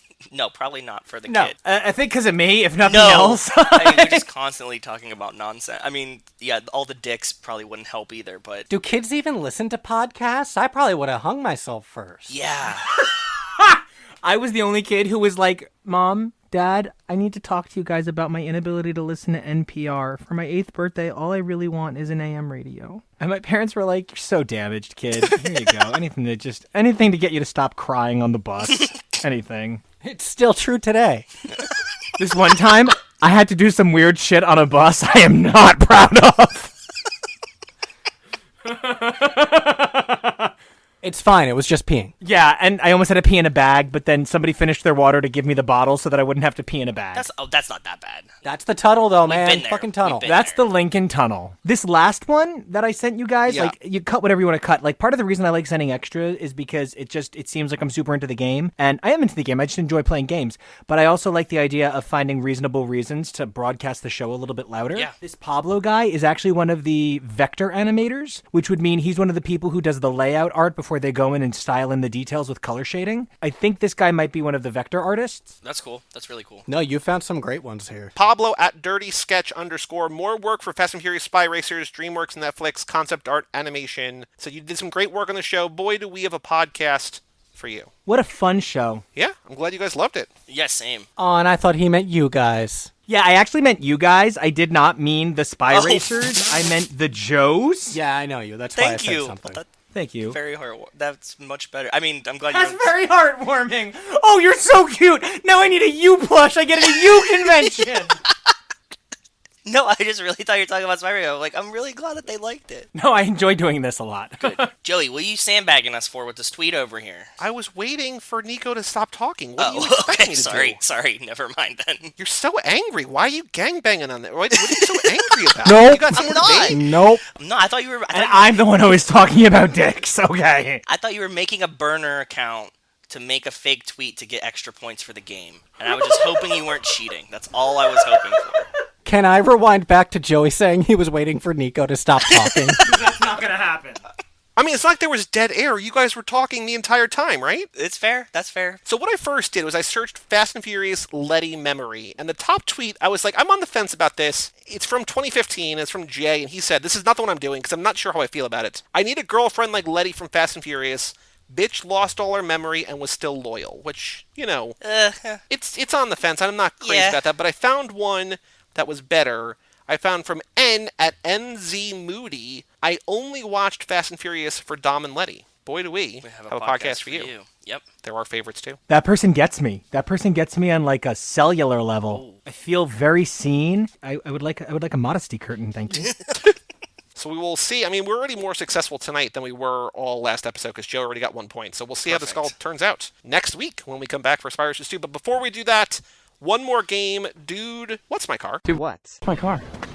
What? Your car, dude. So, By the way, if I described a monster truck to you guys, what's the first thing that would come into your heads? Like, if there was like a monster truck with a name, what's the first one you'd think of? a Anything? more specific with question a is, do you name? know anything about the world of monster trucks? Truckzilla. Is Truckzilla a real thing? Did I make that up? Or is that like something from a cartoon? Well, I said Robosaurus. Like, I think we're thinking the same thing, like whether it's Yeah. real or not. But yes, that's what I know. If I said the name Gravedigger, would you have known what it was? No. I thought that was a wrestler. Okay. Right. Never No, that's mind. the Undertaker. Undertaker. Okay, never mind. Okay. Here's the only thing I know about trucks. Number one, I like driving them. I like a nice big Ford F-150. I love a double back axle. That makes me real happy. I like absurdly large trucks. I love driving absurdly large trucks. I just don't think you can make a car big enough to fit my love of giant cars. Right? I'm that guy, and in a perfect world, it would be purple with yellow accents. So it would be the biggest, gayest car. It would just drive, like Joey, like we were talking about. This car would be Rob Halford driving down the street doing booty bumps. Oh, by the way, I saw there's someone in my town has an inflatable death riding a motorcycle inflated up for Halloween. And I was like, oh, that reminds me of Rob Halford. And I almost took a picture. I'm like, I don't need to take a picture. I can just describe it to him. We're so there for each other. Truly. I have this horrible habit, and Kevy kind of a little bit makes fun of me, but in that sweet way that a husband should make fun of his husband. Whenever we drive by those, like, they have all the tractors out on the lawn places. Like, Oh yeah, those places that sell the giant yellow earth movers. and yeah. stuff. Okay. I always think it looks like they're letting them outside to play together. Like it's a farm and they're roaming free. Like- And like cattle. I wave at them. Yeah. And like I'm convinced they're doing it on purpose. And that's when you say truck, I either think Ford F-150 because it's, you know, like my dick is a truck, or I think of the cute little Backhoes and stuff. Yeah, Caterpillar stuff. Yeah. Caterpillar. That's it. Yep. You read my mind. Good man. Yep. Yellow Caterpillar Farms. The reason Joe brings this up is because we had someone send in a picture of a monster truck, and I was like, I don't even know how to get to describe this to begin. And Joe was like, oh, that's Gravedigger. Everybody knows Gravedigger. I'm like, I don't know anything Yes. about So I was just any of this. gauging. I was just gauging whether or not because he didn't know it at all. So yes. And everybody knows Tazon Day too, Yeah, right? exactly. Yeah. True. I don't know why you're laughing, but he's dunking on you here now too, right? So No, like, I'm not. No, I'm not saying it like that. I was saying, did I have It's possible he just has a good sense of humor about himself. did I have an illusion that everyone knew Gravedigger, or was I right? And I think I have an illusion that everyone knew Gravedigger. I was trying to get another perspective. Yes. I think illusion is a little too self-unaware. You had a joyful delusion and hope. Yes. Tonight's car comes from Jerry. Okay. What's up, Jerry? Subject line and another car pick. He says, I think I got Joe 2 on this one. Okay. It's a super car. It's American. Costs about $250,000.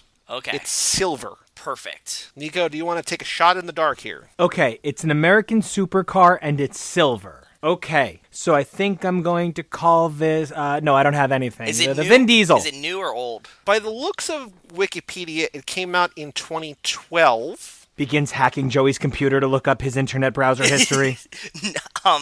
Is it a saline? No. And this is, I think, if I'm reading this right, if I'm understanding this right, if I'm interpreting this correctly, it is this company's first car. Is it a Tesla of some sort? No. Is the company around and is it big now? I don't know, but the wiki says is, not was, so I'm assuming it's still around. Like, you don't know the manufacturer. I've heard of it, but I think I've heard of it because of video games. Ooh, is it an NVIDIA GeForce processor? It's a 3090 and it is sold out. I get so fucking angry when I don't buy anything for computers to upgrade anything except sound cards and video cards. I just helped Jonah buy a new computer, and every time I see him play on it, I get so fucking angry because it was literally my dream laptop and he had the money for it. And I was like, no, baby, get this. And he was like, oh, what a good idea. And it's such a great computer, pup. Thanks for recommending it to me. And I'm like, you're welcome.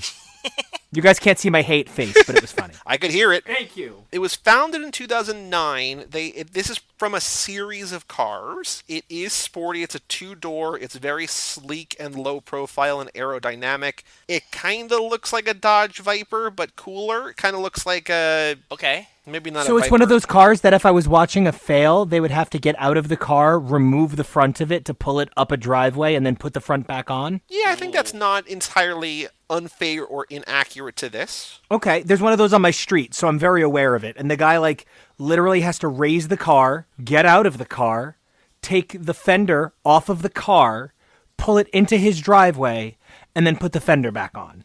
And then pull it into his garage. Because he can't put the fender back on in his garage because the garage is too small. It's too much for me. So this car is a mid-engine, rear-wheel drive, two-seat sports car with a... Probably going to get this wrong. Monocoque? That can't be right. Monocoque. Okay. Monocoque chassis. Monocoque? Built from aluminum, Coke? carbon fiber, and Kevlar. No, keep saying cock. But just one cock. Just a monocoque. This is why that guy's son can't watch. We might as well get our money's worth. One time I made out with somebody I should not have made out with, and I wound up with monocoque. It was terrible.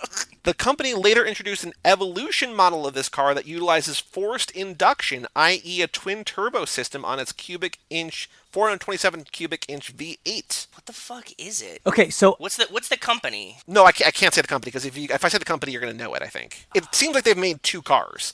They made a car that this is a number and a letter, and then the other one is the same letter but a different number. I gotta be honest, this is starting to sound more like I study roller coasters and stuff, and this is starting to sound like an Entenmann launch coaster more than anything, and it's fucking freaking me out. I was thinking about you the other day, Nico. I saw one of the Hyperloop from Kennywood was being sold. Oh, and I God. just thought about you.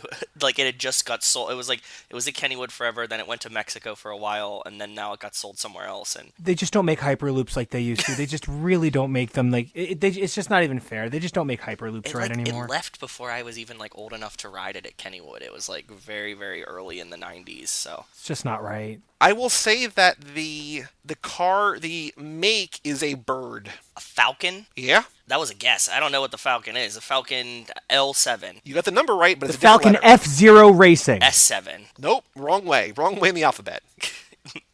The M7. A7. What is it? The Falcon F7. F7.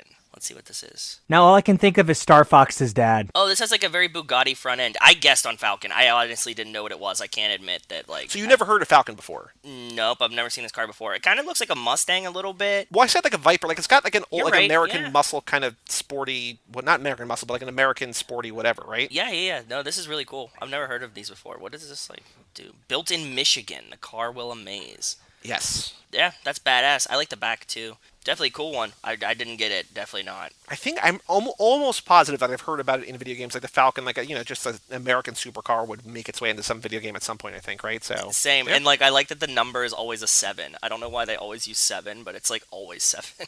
I guess the F is for Falcon. I don't know, but thank you, Jerry, for emailing that. If you Yes, want to send in a thank car you. picture, family@cageclub.me. But Nico, Kevo, thank you both so much for joining us. Can we please? So this episode comes out Tuesday, and so tomorrow tomorrow night, if people want to tune in, we are doing something special and cool. Can you please give an overview of what we're actually doing tomorrow? I'm a longtime veteran of NYCC and the general East Coast panel circuit. I've been lucky enough to work with brilliant minds like Jay Justice and learn how to develop these panels. And having been a part of this show for a couple of weeks, I've had such an amazing time, and you guys have introduced me to so much I've never thought about. My focus is always on inclusivity and diversity as a method of advancing fiction and storytelling. There's no franchise that I've come across in a long time that's evolved more than the Fast and the Furious. So we're actually going to be doing an NYCC at-home virtual panel for Fast and the Furious. Now, this is going to be awesome. So instead of having to go down to the Javits, which, okay, is actually the best part of the world, but instead of having to,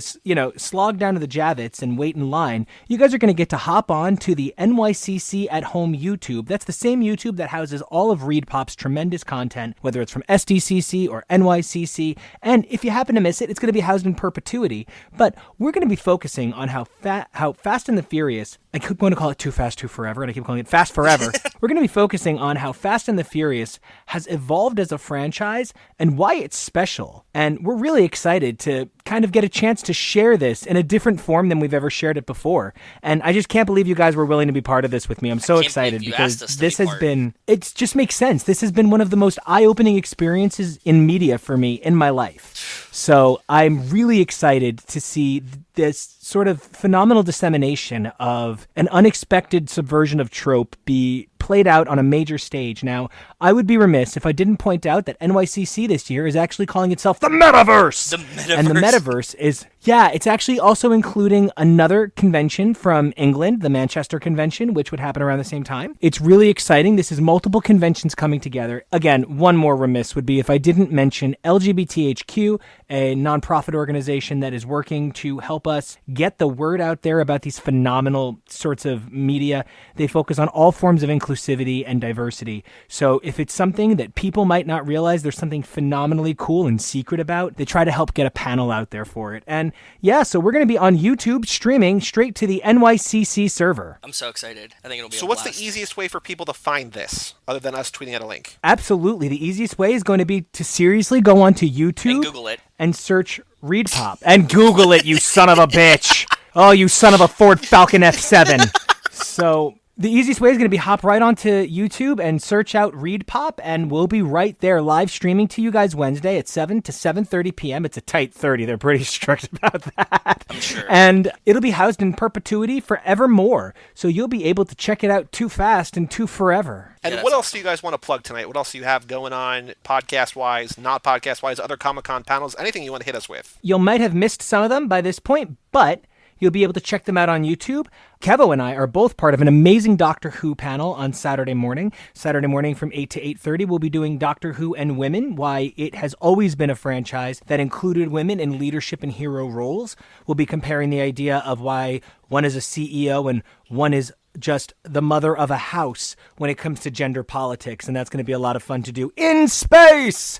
From there, on Sunday, I'm going to be part of a panel examining the evolution of diversity in comics at around 9 p.m. Sunday night on the Reed Pop server once again. Monday and Tuesday, I have been lucky enough to be granted time to run back-to-back X-Men panels. Monday, we're going to be talking about the official X of Swords reaction panel, where NYCC has entrusted me and the crew of X's for Podcast to talk a little bit more about X of Swords. So once again, Joey, thank you for giving me such an opportunity to house my voice here, give, more people a great chance to shine. Tuesday, we're going to be talking about how some of us grew up reading the X-Men as kids, and now we're fucking older than them, and how it feels to have gone from looking up to Scott to looking at him as a younger brother, and how that transformation has been a dynamic shift in not just how we live, but how we interact with these fictional characters. We have a lot of stuff going on, all thanks to the amazing work over at Inside the Metaverse, and in part thanks to LGBTHQ, everybody just fucking killing it all over the place, making sure that the mic is passed thoroughly. And in spite of all that, Katie Pride, or now Kate Pride, still stuck in high school. I mean, come on, guys, let's get with it. She's just stuck there, man. But now she's got knuckle tats, and it's a real serious thing. And a drinking problem. I love her. She's great. I love her. Kevin, what you got She's going hard on? not to love. Hanging out. Cool. Perfect. I have no idea which panels I'm on. I never do. I just sort of Lebowski my way in and talk wherever Nico asks me to talk. I'm pretty sure he just said the Kevo abides. Will you keep people abreast of the situation on Twitter, or should people follow you for other reasons? Yeah, sure. Let's go with that. You can follow me on Twitter at Kevoreally, Kevoreally. Same as on Instagram. And you can find our Facebook page for Husbands Talking More or Less at Real Nico Kevo Action. Want to hear me be loud? Yeah. Hear me out at Nico Action, NICOACTION, Twitter, Facebook, Instagram, Discord. Anywhere you can find me, I'm Nico Action. Cool. So on Friday, Joe, you and I are talking about the brand new, out now to watch, Fast and Furious Spy Racers Season 2. And then next Tuesday, Nico and Kevo will be joining us once again to talk about that very same Spy Racers Season 2. We'll see if there's Letty. We'll see if there's Tej. We'll see what's going on in Rio. We'll see what's happening if they're driving cars with their hands and their minds. I mean, I guess you always drive a car with your hands and your mind, kind of, but like, maybe in a different way. We know what you mean. We know what you mean. Yeah. But for all things Too Fast, Too Forever, you go to cageclub.me, facebook.com/TooFastTooForever, or at TooFastTooForever on Twitter and Instagram. Email us, family@cageclub.me. Check out our Patreon page at TooFastTooForever.com. Take the quiz. Check out the minute document. If you're at the $10 tier or above, pick movies for us to watch.